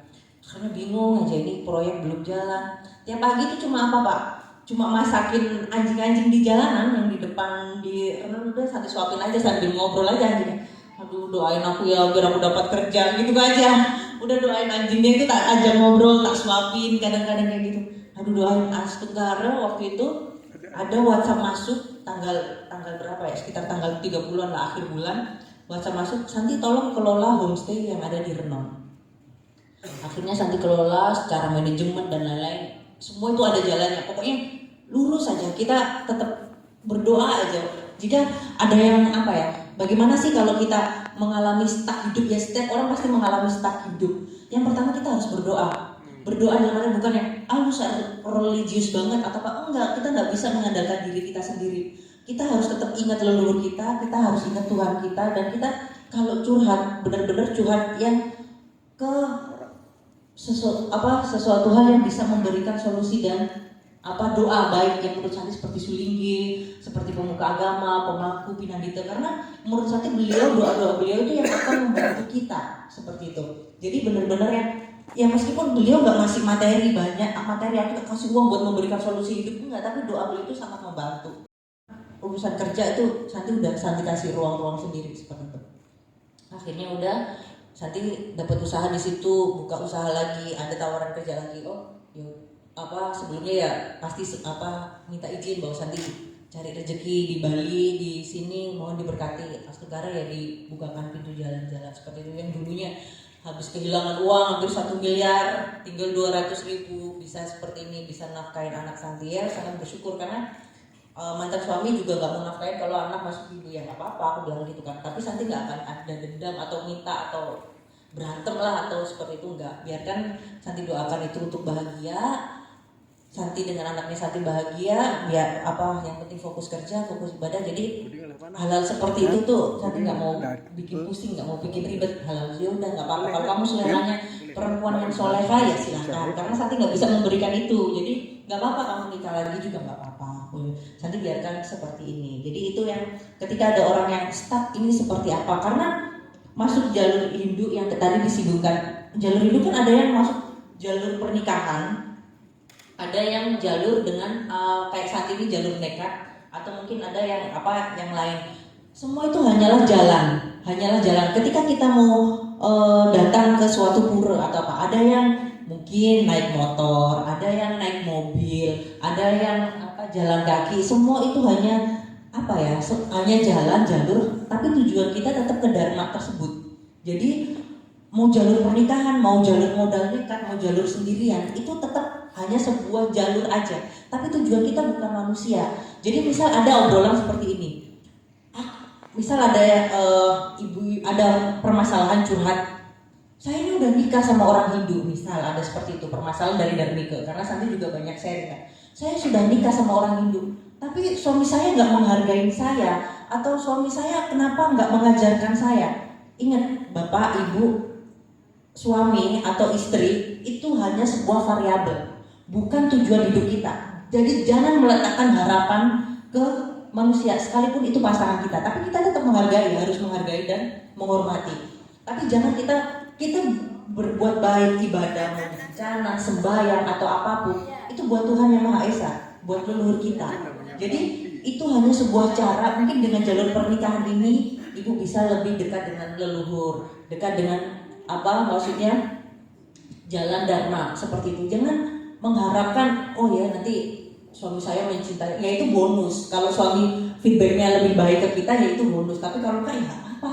Jadi nggak usah terlalu pusing gitu. Jadi kadang kita permasalahan rumah tangga, pokoknya fokus lurus aja tujuan kita seperti apa. Karena segala sesuatu hal itu, entah anak, cobaan dari pasangan itu hanya apa ya? Sebagai keluarga hidup. Habis itu bertanya. Oh boleh. Nah, berarti 10 menit lagi ya Bu ya. Simpul aja. Okay. Jadi seperti itu. Jadi kita ya Santi hanya sebagai belajar dari pengalaman Santi agar kita meminimalisir kekecewaan dalam hidup. Pokoknya itu fokus tujuan kita seperti apa, manusia-manusia yang lain, perantara yang lain itu hanya sebuah variabel dan bukan tujuan hidup kita. Kalaupun ada orang yang menghargai kita, ada yang menghargai kita, mencintai kita, itu sebuah bonus. Jadi seperti itu. Jadi kita nggak perlu terlalu pusing lah, hidup ini kan udah cukup pusing. Kalau dibikin buat pusing, dibuat oh ya udah waktunya ibadah, bisa makan setiap suapan dinikmati, bisa seperti ini kita bekerja, masalah ekonomi atau apa ya kita buka peluang usaha lagi. Yang penting seperti itu, tetap optimis, tetap semangat. Boleh Bu dibuka sesi selanjutnya. Baiklah, sangat luar biasa sekali apa yang sudah disampaikan oleh saudari Santi pada kesempatan tadi. Sebagai moderator ingin bertanya langsung. Boleh. Jadi kayak podcast dari juga booster gitu. Iya. Jadi kan tadi ada menyampaikan bahwa keluar dari rumah, bawa koper, bawa anak-anak. Iya. Itu kan titik terakhir dalam hidup. Iya. Terus apa yang menjadi spirit moral sehingga tetap bertahan dan akhirnya tidak jadi bunuh diri? Mungkin itu bisa di-share karena kan setiap manusia itu kadang-kadang mengalami hal-hal yang membuat dirinya down mentalnya sehingga bisa saja akan berbisati aja selamat. Itu bisa di-share dan kesempatan tadi. Oke, jadi seperti itu. Rumah tangga tetap di Hindu. Karena Santi selalu berprinsip dari segala perjalanan hidup Santi, people come and go. Jadi orang bisa datang dan pergi sesuka hati. Gak ada yang abadi di dunia ini. Entah pasangan, entah anak, atau orang tua, apapun tidak ada yang abadi. Tapi yang selalu menjaga Santi, yang setia sama Santi dalam hidup Santi, tidak pernah meninggalkan Santi dalam keadaan suka dan duka adalah leluhur. Udah itu aja. Jadi Santi orangnya nggak mau terlalu, karena Santi selalu berprinsip seperti ini. Rasa sakit adalah sebuah kode. Jika dalam rumah tangga itu sudah tidak harmonis, udah sakit, kita tidak bisa jadi satu teamwork, yaudah Santi pergi, nggak apa-apa. Mungkin sakitnya sementara ya, kadang kita dapat luka, kita ditetesin betadine kan pasti perih. Dalam proses perih itu, tapi next ketika Santi optimis, Santi sering mengobati itu, nanti luka itu akan sembuh sendiri. Jadi dan Santi selalu berprinsip buat siapapun yang mengalami titik fase hidup yang susah, senang, rasa itu tidak ada yang abadi di dunia ini. Rasa sedih tidak ada yang abadi, rasa senang pun tidak ada yang abadi. Ketika kita mengalami rasa sedih, oh ya udahlah nggak apa-apa, nanti juga pasti kita akan ada bahagia lagi, asalkan kita mau berdoa. Rasa senang pun jangan berlebihan, karena nanti kita akan terus berulang. Jadi hidup ini hanya seni mengolah rasa, tidak perlu berlebihan. Mengolah rasa stres ini agar tidak terlalu berlebihan. Jadi itu yang bikin Santi kalau lagi stres, Santi nonton video lucu-lucu aja di TikTok banyak, di YouTube banyak, itu yang bikin mood mau meskipun hal yang kecil, tapi itu yang bikin senang. Santi makan bakso bikin happy, jadi itu sebuah penyemangat hidup loh, Bu. Bikin mood yang bagus, jadi nggak ada yang Santi yang kayak oh ya pusing terlalu berlebihan dengerin omongan ini, nggak mau aku bilang tuh. Kalau dulu mungkin iya, tapi aku untuk sekarang aku nggak mau. Hidup saya adalah tanggung jawab saya, karma saya, aku bilang kayak gitu kan. Jadi kalau kalian mau ngomong apa silakan, kalau bagus tak pakai, kalau enggak ya nggak apa-apa. Jadi tenang aja Bu. Jadi Santi orangnya slow kok. Bahwa stigma seorang single parent atau kita sebutkan saja janda atau duda, walaupun itu sebuah keniscayaan sejatinya, tapi kan respek orang langsung berkurang, walaupun itu mungkin karena tindakan yang tinggal ya, karena kan waktu salah ketika kita dari kedua kali.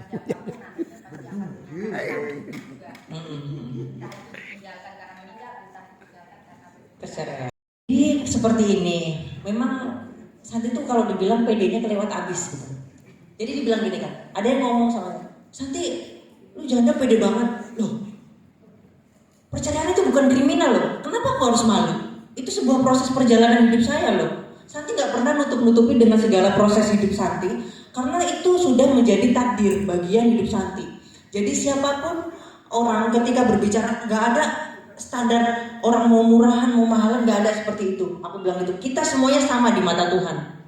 Gak ada, kalau orang merendahkan kita, berarti dia merendahkan Tuhan. Karena di Hindu kita percaya ada Atman di setiap jiwa kita. Seperti itu kan. Jadi mau single, mau perawan, mau istri, mau janda, mau apapun statusnya, itu hanya sebuah status. Semua itu kita sama. Yang dinilai adalah perilaku kita, attitude kita, cara kita menghargai kehidupan. Jadi nggak perlu pusing mikirin status akan hal itu. Jika orang sudah sudah tahu kehidupan, mau status apapun kita harus menghormati. Bahkan anak kecil pun kita hormati, karena di jiwa anak kecil ada Tuhan yang bersemayam di situ. Jadi nggak perlu pusing akan penilaian orang. Kadang karena gini, Santi karena kenapa percaya diri? Santi ingin melawan stigma-stigma seperti itu. Banyak orang yang mau bertahan rumah tangga, misal Santi, aku rumah tangga udah babak belur, udah KDRT, suami modelnya seperti ini, tapi aku nggak mau jadi janda. Kalau ibu mati di KDRT sama suaminya, emang yang berpendapat itu tanggung jawab? Kan enggak. Mereka mungkin hanya coba kasihan gitu doang. Hidup ibu tanggung jawab ibu sendiri. Selagi bisa dipertahankan, pertahankan Bu, perjuangkan rumah tangga itu. Tapi selagi nggak bisa, dan yang tahu itu kan hanya ibu sendiri, ya nggak apa-apa, nggak perlu takut kalau menghadapi hidup ini tuh udah percaya aja, lempeng aja. Ya itu kita jangan pernah meninggalkan Tuhan. Jadi selalu mengadakan kayak kita sering-sering meditasi. Dengan meditasi tuh Santi percaya kok insting kita itu kuat. Jadi ini bagus nggak sih kalau aku terusin? Ini kalau aku tinggalkan ini bagus nggak sih? Jadi seperti itu. Jadi jangan pernah mau disetir apa pendapat orang, karena kita, tanggung jawab kita itu diri kita sendiri, seperti itu. Jadi nggak ada stigma-stigma buruk seperti itu, nggak ada. Jadi kadang orang berjuang toleransi, berjuang anti rasis, tapi melihat status orang seperti itu merendahkan, apa yang dipermasalahkan seperti itu kan. Jadi nggak bisa seperti itu. Jadi apapun itu ya udah, kita jalani hidup yang penting itu kan happy. Kalau kita dengan perasaan happy, kita sudah mendapatkan rasa berkat dari Tuhan. Kalau kita sakit-sakitan, sedih, murung, ya kita tergantung mau cari jalan keluar atau bertahan dengan sebuah luka tersebut. Jadi hidup itu ya harus tegas, harus disiplin seperti itu kan. Harus tahu nih, kapan saya ambil keputusan, kapan saya harus bertahan, kapan saya harus memperjuangkan. Semua itu diri kita yang harus tahu seperti itu. Jadi apapun itu, hidup kita adalah tanggung jawab kita. Makanya kadang aku lihat zaman sekarang, lihat makanya Santi senang kemarin ngobrol sama ibu siapa itu yang punya yayasan yatim piatu, ya Swastiastu Ibu. Jadi Santi ingin speak up, karena seperti itu tuh banyak menolong anak-anak yang mungkin dari korban divorce, korban orang tua meninggal seperti itu. Kita harus aware. Dan jujur, selama jadi Dharmika itu memang kalau di Hindu masih kurang lah. Ini juga sebagai masukan ya Pak, masih kurang untuk merangkul Dharmika. Maksudnya kayak itu pasraman atau apa nggak ada.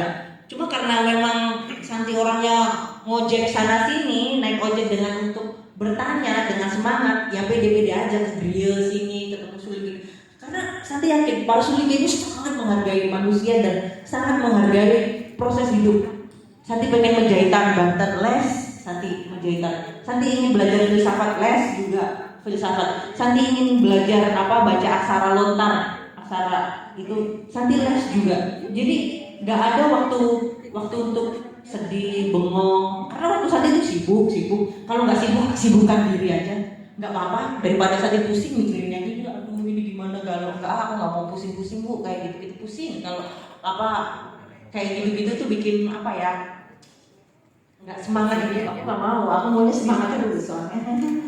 Seperti itu Bu, kurang lebih. Jadi nggak perlu malu apapun itu, sambil berdoa sometimes semoga dipertemukan dengan lingkungan yang baik, sesuatu hal yang baik, nggak masalah. Nggak perlu dengan takut dengan status quo itu terus salah dengan orang, asal nikah, asal nyomot, nggak perlu, jangan. Jadi harus benar-benar jodoh kita suatu saat akan dipersiapkan Tuhan yang benar-benar baik, yang sesuai dengan satu visi-misi kita yang tadi sudah disebutkan dengan Bapak Ketua PHDI. Masalah itu seperti saya ya Pak ya, jadi untuk berkesinambungan, untuk mencapai suatu tujuan seperti itu.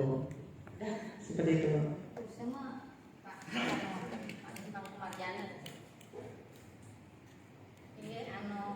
Demikian tadi kita bisa mendengarkan hal positif di diri kita, karena tidak ada yang bisa membantu diri kita semaksimal adalah diri sendiri ya, bukan orang lain. Mungkin sebagai pertanyaan ketiga sebelum kita buka sesi tanya jawab, kira-kira apa yang bentuk sehingga Santi menetapkan diri untuk tetap mantap menganut keyakinan. Jadi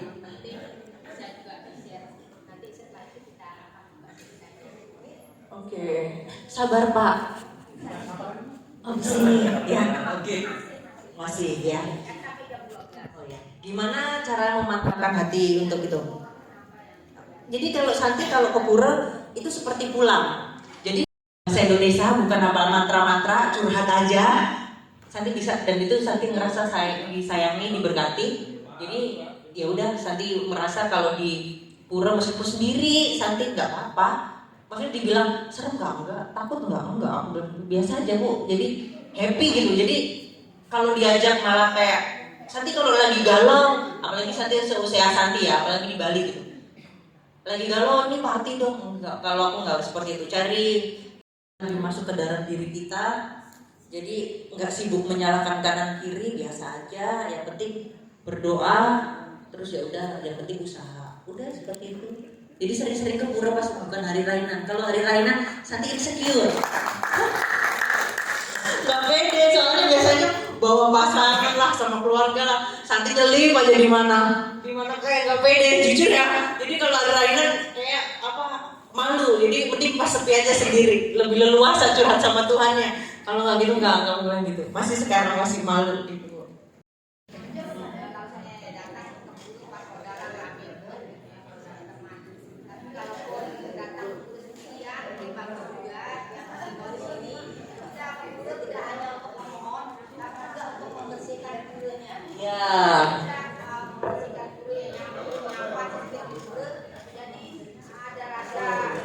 Rasa memilikinya pura itu.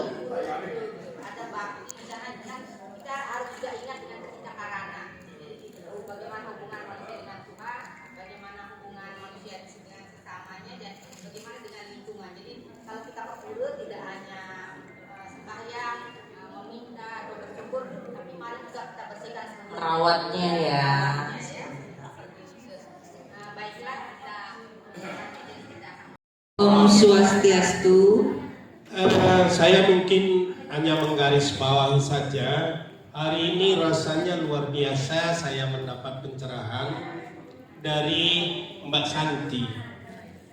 Mbak Santi sudah saya rekam tadi, yaitu ingat kepada leluhur. Dalam hal ini saya hanya berpesan. Do not waste a single moment in idling or loose living. Jangan membuang-buang kesempatan penting, terutama untuk menegakkan dharma ini, dan jangan bermalas-malasan. Tadi berbicara tentang leluhur, sebenarnya ada sabda beliau di dalam Adhyaya 17 sloka 14, Dewa Dwija Guru Pranya Pujanam Saucam Arjawam Brahma Carya Maharsi Sariram Tapak Mucyate. Wahai umat manusia, tatkala kita ingin hidup tenang, ingin hidup damai di dunia dan dunia amarta atau akhirat, jangan lupa memuja para dewa, memuja para leluhur yang Mbak Santi sampaikan, yaitu tanpa kekerasan dan keadilan. Tadi kisah sampai memberikan anjing. Di sini di dalam sabda Tuhan, acu pisan iwatma bundanam iswar pisan prakertim suam adistaya sambawangi satmamaya. Walaupun aku tak terlahirkan, tak termusnahkan dengan kuasaku kalpaku, aku mampu mewujudkan diriku dalam bentuk apa saja dalam konteks yang diperlukan. Seperti Mbak Santi melakukan, walaupun itu berkomunikasi dengan anjing, tidak menutup kemungkinan melalui para leluhur maupun Tuhan itu untuk memberikan santi kedamaian. Apalagi namanya Mbak Santi, Santi itu damai. Begitu. Nah, oleh sebab itu tadi juga dikatakan mengapa di sana itu yang tadi katakan saya sangat kagum sekali karena pada setiap benda peliharaan binatang hewan ada yang disebut jiwa atman atau parama atman. Kita tidak mesti harus melihat dari fisiknya. Oleh sebab itu di dalam konsep Hindu, kalau kita ingin lebih kita merasakan menikmati kedamaian itu, memang have the love of God feeling and thrilling your heart that you cannot hide anyone. Yang artinya milikilah cinta kasih Tuhan yang menggetarkan hati nurani kita, dan kita tidak membenci siapapun dia. Jangankan manusia, binatang pun di dalam konsep itu sangat dihormati. Itulah sebabnya pesan-pesan orang suci, start the day with love, spend the day with love, fill the day with love, and the day with love. This is why to the cut. Awalilah hari ini kita itu di jalan dharma ini dengan penuh kasih sayang, lewatilah dengan penuh kasih sayang, isi dengan kasih sayang, sampai mengakhiri hari ini dengan kasih sayang. Ini adalah jalan menuju Tuhan. Oleh sebab itu di dalam Sarasangu saya 88 itu Abi dialog para suneha namun tranandadi tasmat santia janda fit sakasuka. Artinya kita tidak membenci siapapun benci dendam, dengki terhadap orang lain, maka selama hidup di dunia maupun di akhirat mereka tidak pernah menemukan satu bentuk kebahagiaan atau ananda di dalam Sanskrit. Where there is bliss, there is God. Di mana kita bahagia, pasti Tuhan memberikan anugerah. Terima kasih, saya tidak bertanya, saya hanya mengucapkan santi pada hari ini kepada kita semua selaku dharmika. Mudahan dialog seperti ini lebih banyak kita pertemukan. Semoga Brahman dalam manifestasinya sebagai para dewa melimpahkan anugerah kepada kita semua. Bunga mawar, bunga melati tidak bisa ditawar. Jadilah Hindu yang sejati sekarang ini. Oh, santi, santi, santi. Oh.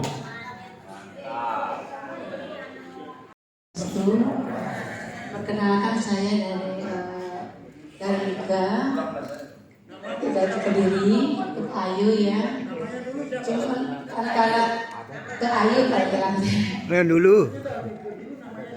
Oh, namanya dulu kita Nur Aini. Ya.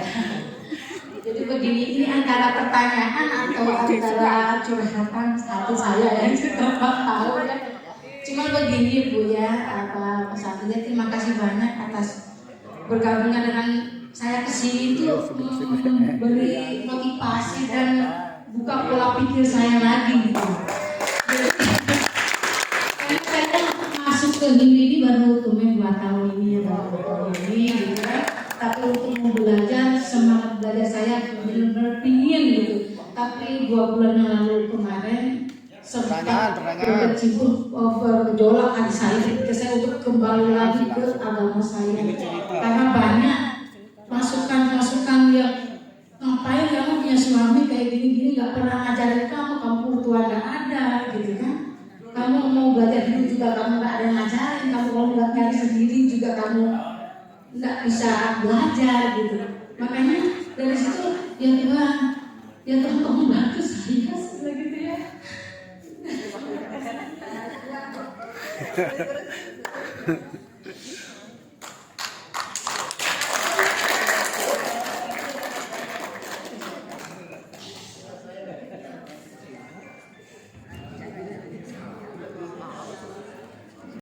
Tuhan yang Maha Kuasa. Kita harus belajar Weda. Tidak lupa juga kita harus kepada leluhur kita. Ini benar ini. Pak Sandi selalu. Ya kita memang tidak terlepas dari leluhur kita.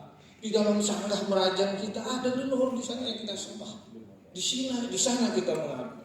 Nah itulah dia. Oleh karena itu maka kita akan disayangi oleh masyarakat. Itu makna daripada Bait Ramayana tadi. Di samping kita belajar Weda, di samping kita bakti kepada desa ini, jangan sekali-kali lupa pada leluhur kita. Nah ini yang diingatkan oleh Mas, makanya dia kembali ke agama Nusantara. Begitu. Nah, ketiga tentang meditasi.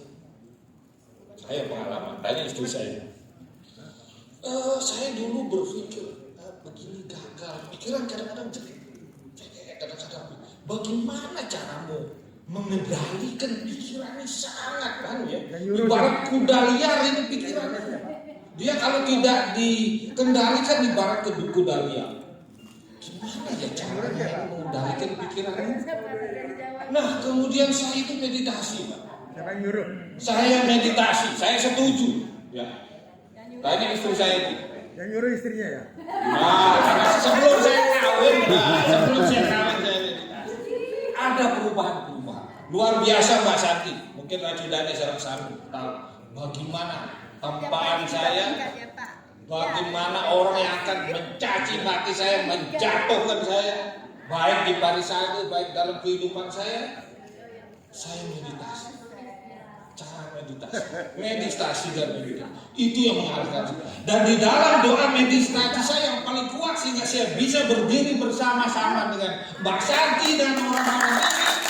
Apa di dalam doa saya? Bahwa saya minta kepada Tuhan agar memaafkan dosa-dosanya. Tuhan, maafkanlah dosa-dosa yang mencaci diri saya, yang akan menjatuhkan diri saya. Maafkan dosa-dosanya. Semoga manusia berbahagia. Itulah ajaran Buddha itu. Itu benar itu. Nah kemudian yang terakhir ada pertanyaan sama Santi. Luar biasa tadi pengalamannya dalam hidupnya saya. Ya tak perlu saya ulangi lagi, luar biasa pengalaman hidupnya sehingga masih eksis sekarang, masih mempunyai daya tahan untuk menjadi hidup. Nah kira-kira mungkin bisa dipakai sebagai acuan bagi orang-orang yang ada di sini, terutama penyuluh-penyuluh atau parisade-parisade yang ada di kecamatan. Ya kira-kira bagaimana kiatnya agar dia punya daya tahan, punya karakter menjadi sendiri. Nah ini perlu disampaikan kepada kita semua di sini. Dari perjalanan itu kemudian ada konklusi, kesimpulan. Oh ini orang mempunyai daya tahan. Begini orang mempunyai karakter, sehingga kalau dia mempunyai karakter seperti Mbak Sar, dia akan sulit, dia punya daya tahan, sulit dia akan keluar dari hidup. Terima kasih. Terima kasih Pak. Jadi seperti itu. Kita manusia harus punya apa Pak? Iya. Iya boleh Pak. Apa Pak? Oh, sedikit. Nanti mungkin diskusinya bisa tukaran WhatsApp mungkin Pak, atau janjian ngopi di mana gitu kan. Boleh seperti itu. Nah, jadi ini untuk bagaimana cara untuk mempunyai daya tahan kehidupan yang begitu besar untuk ujian, cobaan dan lain. Kita harus punya spiritual. Nah, spiritual itu kalau Santi bukan hanya identik dengan klinik, enggak seperti itu. Tapi spiritual itu rasa tanggung jawab hidup kita, rasa kita untuk bersyukur, rasa bagaimana kita menghargai apapun yang ada dalam hidup ini, itu termasuk spiritual. Jadi nggak usah tinggi-tinggi ngomong spiritual yang klinik lah, ini itu, enggak, bukan seperti itu. Tapi rasa syukur kita dalam diri kita. Kalau di istilahnya ada mulat sarire, seperti itu kan. Jadi apapun yang terjadi dalam hidup kita, oh tahu seperti ini, kita terima. Dan kita harus disiplin diri, seperti itu. Disiplin diri misalnya, ini kan sebagai contohnya, kan nggak tahu ya maksudnya kegiatan dari ibu-ibu seperti apa. Pagi bangun tidur, yang bikin semangat hidup kita itu mood kita Pak. Mood kita agar bagus, selalu untuk semangat seperti itu.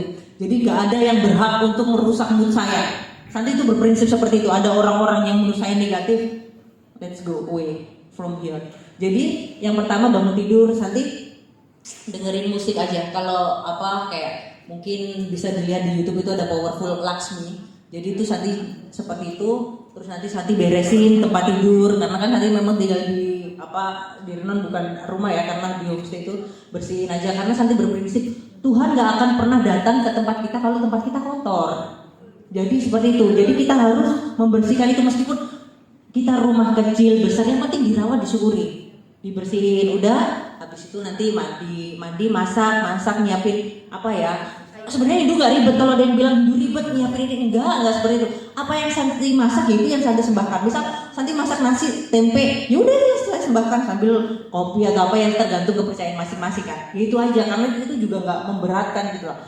Kadang ada yang bilang jadi Hindu ribet, jadi Hindu mahal. Karena itu kalau kita mempersembahkan ke sesuatu hal, kita mempersembahkan ke orang aja. Ada orang berketamu ke saya, Santi nyembahin kasih kue yang mahal, tapi Santi ungkit-ungkit, itu tadi aku kuenya beli mahal loh, tolong dimakan, kayak gitu. Kan jadi gak enak orangnya. Apalagi kita nyembahin ke Tuhan, kalau dengan mendumel terus, ya Tuhan mana mau berkatin kita. Tapi kalau kita dengan, oh Tuhan Santi hari ini masak nasi, tahu, tempe, Santi sembahin ini ya, semoga ini menjadi rasa syukur buat menjalani hari-hari. Segitu-gitu aja tiap hari Santi kayak gitu aja. Terus nanti setelah itu sembahyang udah, barulah bekerja. Kalau mau tidur nih, kuncinya nggak stres itu cuma satu. Misal udah puyeng nih, masalah kerjaan lah, udah masalah anak gini, atau masalah yang lain, huru-hara kehidupan. Udah, waktunya tidur, istirahat, nggak ada yang boleh ganggu-ganggu. Tuhan, hari ini Santi sudah berusaha, sudah bekerja, sudah seperti ini usaha Santi. Untuk yang lain Santi pasrahkan, udah ikhlas. Santi mau istirahat, Santi mau tidur, udah nyalain dupa, mau tidur sambil dengarkan lagu-lagu yang mungkin yang bisa membangkitkan rasa spiritual atau gayatin mantra buat menemani tidur aja. Udah seperti besok bangun pagi juga mood akan bagus. Seperti itu aja tiap hari. Jadi nggak ada yang bikin punya-punya, dibuat simpel aja hidup ini. Jadi seperti itu. Yang penting itu hati kita itu seperti apa. Seperti itu Pak, biar tahan banting Pak. Jadi itu tadi, peran meditasi juga luar biasa. Nanti meditasi juga berjapa mungkin ya. Di YouTube juga banyak berjapa, terus gayatin mantra atau pakai bahasa Indonesia. Misal, oh Santi seperti ini, terus nanti kita juga harus meminta maaf pada diri kita, karena kita yakin hal apapun yang terjadi dalam hidup kita itu membayar karma. Kita harus meminta maaf. Tuhan, aku bilang gitu kan, Tuhan maafkan karma buruk Santi di masa lalu atau di kehidupan Santi yang dulu. Tolong sudahi karma buruk itu, gantilah dengan karma yang baik. Itu aja, minta maaf. Jangan minta mulu, kita harus juga minta maaf, tahu diri akan kita bahwasanya kita juga pernah membuat kesalahan. Seperti itu. Jadi itu yang harus kita pola dalam diri kita, menjadi pribadi yang tahu diri dan bertanggung jawab. Itu kunci bahagia. Jadi udah simpel aja, orang mau ngomong apa, oh seperti ini. Karena kalau kita sudah tahu, misalnya setiap kelahiran, setiap kematian, setiap manusia itu berbeda. Jadi cirinya, Santi kamu pernah iri nggak sama orang lain? Enggak. Kalau untuk saat ini ya, kalau dulu iri. Iri dalam artian misal Santi ke suatu tempat wisata atau mall, lihat ibu-ibu gandeng anaknya sama suaminya, atau lihat keluarga utuh, Santi merasa insecure, nggak pede, karena kok enak banget ya ibu ini masih bisa merawat anak, kok Santi nggak bisa, dalam hati kayak gitu kan, maksudnya nggak bisa setiap hari every time kayak gitu, nggak bisa, itu ngerasa. Cuma oh ya mungkin Santi memiliki tugas yang harus seperti ini. Kalau Santi misalnya harus selalu 24 jam dengan anak, Santi nggak bisa kerja, Santi nggak bisa konten YouTube, Santi nggak bisa ke Lombok seperti ini. Jadi ya nggak apa-apa, Santi tetap berdoa buat anak Santi. Kalau kita sudah tahu hidup kita tugas apa, tujuan apa, nggak ada iri. Misal Santi tugasnya seperti ini, YouTuber, masa iri sama dokter? Kan Santi nggak punya ilmunya kedokteran. yang kayak gitu makan kalau punya penyakit iri yang ada bikin beban hidup, stres kayak gitu. Jadi yaudah tugasnya dokter ya jadi dokter, Santi seperti ini, ada yang tugas polisi seperti ini, ada yang memang tugasnya jadi ibu rumah tangga, jadi terima ya tugasnya memang masing-masing seperti nggak ada kita harus membandingkan hidup itu capek Bu. Jadi percaya kita punya karma masing-masing, tanggung jawab diri masing-masing, tujuan hidup kita masing-masing. Jadi nggak ada yang pusing-pusing kayak gitu, nggak ada. Udah tugasnya seperti ini, saya seperti ini, jadi ya dinikmatin aja hidup ini seperti itu. Terima kasih. Bapaknya. Nah, di sini saya ingin menanyakan kepada Mbak Santi, bagaimanakah cara kita untuk memberikan penguatan kepada Dalika yang lain di saat mereka ini kurang bimbingan, dukungan dari keluarganya, dari keluarganya saja mereka kurang mendukung untuk memberikan pembelajaran agama. Itu bagaimana cara menyikapi? Terima kasih. Terima kasih buat Kak Dewi untuk pertanyaannya luar biasa ya. Jadi itu tadi bagaimana sih untuk tetap setia di jalan Dharma. Nah, yang pertama yang tadi sudah Santi jelaskan bahwasanya kita jangan berharap ke manusia, termasuk sekalipun itu entah keluarga, entah suami atau apa. Itu bonus Bu, kalau suami mau ngajarin, ada keluarga yang mau ngajarin, itu diterima, itu bagus, itu termasuk rezeki.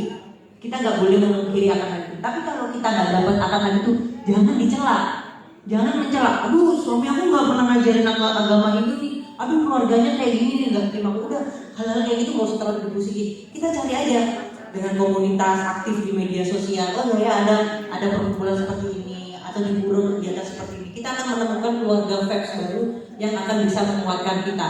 Kita harus semangat untuk mencari lingkungan yang baik.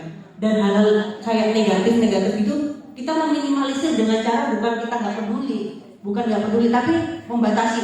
Karena diri kita itu, kalau Santi itu ada pagar, di mana ada orang masuk Santi izinkan, kalau enggak menurut Santi nggak baik, Santi nggak mau izinkan seperti itu. Karena hidup Santi tanggung jawab Santi nggak mau ada orang yang melukai hidup Santi, mendonkan, bikin down Santi nggak mau akan hal itu. Misal tahu karakternya seperti ini, nanti kalau Santi teruskan nih, kalau misalnya ada orang yang baik ngomong itu Santi biarkan, nanti Santi yang sakit. Jadi nggak perlu ketika ada, kembali lagi hidup kita tanggung jawab diri kita sendiri, bukan tanggung jawab ke suami, pasangan dan lain-lain. Kalaupun mereka berbuat baik sama kita itu bonus Bu. Jadi seperti itu. Misalkan kayak tadi dari kakaknya, suami nggak ngajarin nggak apa-apa, kita belajar aja sendiri. Ada komunitas, udah ikutan, oh ya aktif seperti ini, mencari kegiatan-kegiatan yang kita senangi dan tetap selalu mengandalkan Tuhan. Udah, karena di hidup kita harus tujuan kita itu apa? Bukan karena untuk aku masuk hidup biar disayangin, diterima sama pasangan atau apa. Tapi kan nanti kalau suaminya nggak sesuai ekspektasi, yang ada kecewa. Nanti Hindu yang disalahin. Aduh, udah masuk Hindu nih, kamu nggak cinta sama aku, kan pusing Bu, jadi Hindunya yang disalahin. Padahal itu ekspektasi kita yang terlalu tinggi ke manusia. Jadi Santi nggak mau pusing. Misal kayak Santi udah memutuskan di Hindu nih, nggak ada yang ngajarin Santi. Misalnya waktu itu, apalagi nggak ada, bukan karena jalur pernikahan. Santi ngojek Bu kesana kesini, ke Griya, mentok gitu, cuma belajar bikin cana, pejati artinya apa seperti ini, cuma duduk, kadang di pura aja sendirian, bengong, nanti di situ, nanti dijalanin gitu aja. Ya mungkin karena Santi untuk dibikin happy lah, enjoy aja. Jadi ya nggak usah terlalu overthinking gitu loh. Jadi mikir ini itu udah. Yang penting kita usaha, kita berdoa, urusan hasil pasrahkan ke Tuhan. Seperti itu. Jadi media sosial debat ini paling benar, ini masuk surga, padahal dia juga mati aja belum. Jadi ngapain ngomongin surga terlalu tinggi gitu kan. Nah, kembali lagi, kenapa sih Santi lebih nyaman di Hindu? Karena Santi bisa jadi diri sendiri. Seperti itu. Santi tuh orangnya nggak bisa Bu diatur-atur, diancem-ancem kayak gitu, makin pusing kepalamu. Jadi kalau Santi karena melakukan itu, jadikan ibadah itu sebagai hobi, bukan sebagai kayak kayak keterpaksaan. Nggak bisa. Kalau kita mau bertemu, berkomunikasi dengan Tuhan, kita harus dengan suasana hati yang gembira, yang senang. Jadi yang damai, yang tenang seperti itu, bukan dengan amarah, cacian seperti itu, nggak bisa. Kita mau ketemu sama orang, bertamu ke rumah orang kalau dengan amarah, dengan caci maki orang aja juga malas bukain pintu. Apalagi kalau kita mau berdoa sama Tuhan, kalau dengan keadaan kondisi yang emosional kayak gitu ya ngapain berdoa kayak gitu kan. Jadi ya udah, kita harus tetap menenangkan diri dulu dengan cara harus kita punya komunikasi yang baik dengan Tuhan. Nah, caranya ajaran Hindu apa yang tadi, karena setiap agama itu Santi nggak bisa membandingkan. Misal ada temannya Santi yang Katolik, cerita Katolik ya Santi dengarkan, karena itu knowledge-nya memang seperti itu. Nyamannya di situ nyembah Bunda Maria atau Yesus ya silakan. Karena ketika kita memilih agama itu adalah cara kita memilih bagaimana kita berkomunikasi dengan Tuhan. Ada yang dengan cara Katolik, ada dengan cara Islam, ada dengan cara Protestan. Dengan Santi ya karena nyamannya di Hindu ya Santi nyaman dan percaya diri. Ngapain nggak percaya diri, orang itu nyaman buat saya, seperti itu. Jadi nggak perlu Santi membandingkan agama ini. Misal punya keluarga Santi yang agamanya Islam, ya kalau nyaman di Islam ya nggak apa-apa. Nggak mungkin Santi ngajak ke Hindu, ayo masuk Hindu. Nanti kalau nggak masuk Hindu masuk neraka, kan nggak ada ajaran dari agama Hindu seperti itu. Jadi senyamannya aja lah hidup ini. Jadi kurangi perdebatan. Misal ada teman Santi, misal Santi posting apapun, dia debat, Santi kamu nanti gini-gini, ya udahlah biarin, karena dia hidup dengan pemikirannya seperti itu. Kalau Santi masuk ke pemikirannya dia, yang ada pusing, Santi yang ada nggak terima atau apa, merasa kayak gini, enggak lah aku bilang gitu kan, ini agamaku, ini tujuanku, ya udah nggak apa-apa. Jadi nggak perlu dipusingkan. Jadi dibuat itu aja, bahwasanya healing terbaik ya ibadah itu, Bu. Jadi bagaimana kita mau mencari solusi ke hidup? Iya. Saya boleh nanya nomor HP Anda?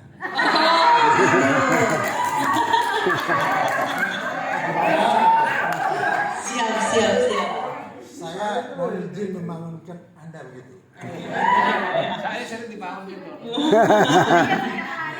Jangan saya itu jadi itu tugas saya dari guru untuk membangunkan, untuk melakukan Brahma Muhurta namanya. Bukan ada dengar. Dan itu saya akan lakukan pada Anda ataupun siapa. Mohon izin ini. Nah, saya juga duda tapi masih galau. Galau juga, Pak. Oke, siap. Sadar diri kita seperti apa, kita membangun nanti, karena dengan keluarga yang harmonis, keluarga yang baik, ibu yang kuat, bapak yang tangguh, itu akan melahirkan generasi Hindu yang luar biasa. Seperti itu. Jadi kita itu saling bersinergi antara umat butuh pemuka agama ilmunya juga bermanfaat buat umat. Itu makanya kita pentingnya bersinergi itu tadi, Pak. Jadi kalau ada komunitas nggak apa-apa, itu yang dibuat seperti itu kan. Lagi pusing, lagi galau, kadang healing orang itu beda-beda, ada yang nangis, ada yang curhat sana sini, nggak masalah. Dengan manusia jangan salah curhat ke orang seperti itu. Jadi itu buat untuk penguatan. Kalau kita sudah bersinergi enak kok. Gak ada yang maksudnya ngerasa permasalahan hidup itu ya udah gitu aja, nggak yang terlalu dibikin pusing. Kalau orang bilang, Santi kamu kok semangat banget sih jalanin hidup, udah kehilangan suami dan yang ngasuh anak saya nih yang dari Singaraja itu meninggal. Kalau Santi meratapi itu terus ya Santi nggak maju-maju, nggak gerak-gerak, dan itu memang nggak mau stuck akan hal itu. Santi tetap berjalan aja. Jadi ya apapun itu permasalahan hidup ya anggap aja ya sebuah belajar, proses kita belajar. Ada ketemu orang yang ngeselin, jendelin ya belajar aja seperti itu, jangan sampai kita seperti itu. Untuk tempat curhat dan seperti tadi. Jadi kalau misalnya para penyuluh menjumpai dari Nike yang punya permasalahan seperti itu, sampaikan kepada kami, khususnya pada siapa namanya ini, Imam. Ya, jadi nanti Bu Dayeka terus Bu Noban, kami akan membantu seoptimal mungkin, semaksimal mungkin. Nah, kalau Biro Hukum nanti Ketua Barisade. Jadi nanti kepada permasalahan terkait keluarga ataupun dan sebagainya, kita akan siapkan untuk itu. Jadi itulah tujuan kita ini. Jadi suatu solusi yang disampaikan oleh Ibu Santi itu adalah hal yang baik sekali, teman-teman sekalian. Lunas tulung ya, sampunan didiamkan, karena kalau dibiarkan nanti justru lolos kita. Karena pengalamannya Pak Oke, kehidupan kalau kita itu kan ada asrama, kita ada 4 ya Mbak ya.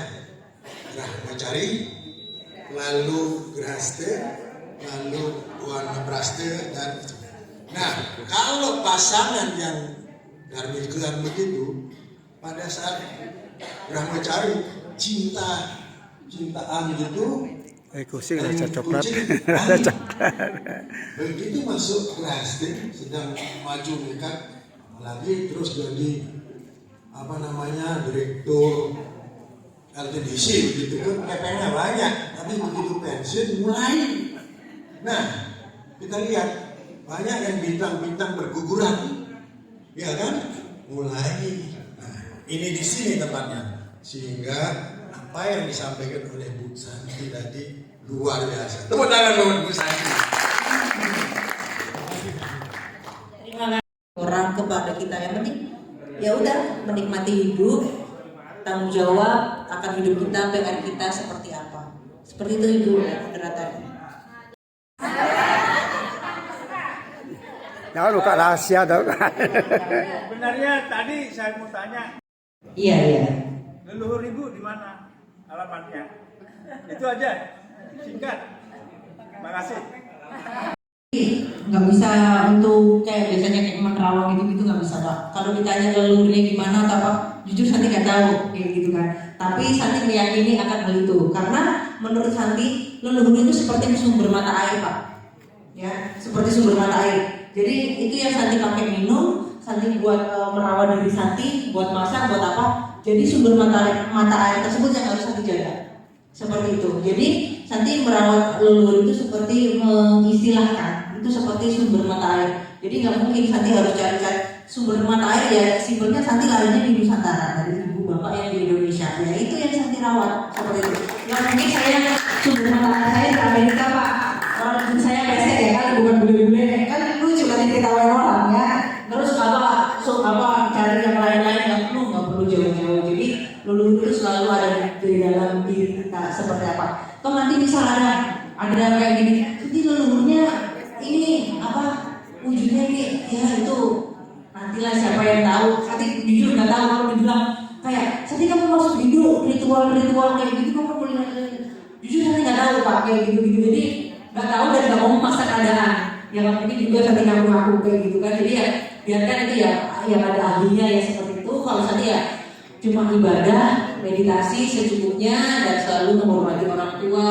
Ya leluhur kita kan nggak perlu jauh-jauh Pak, dari orang tua itu udah termasuk leluhur kita. Kakek nenek kita juga leluhur kita.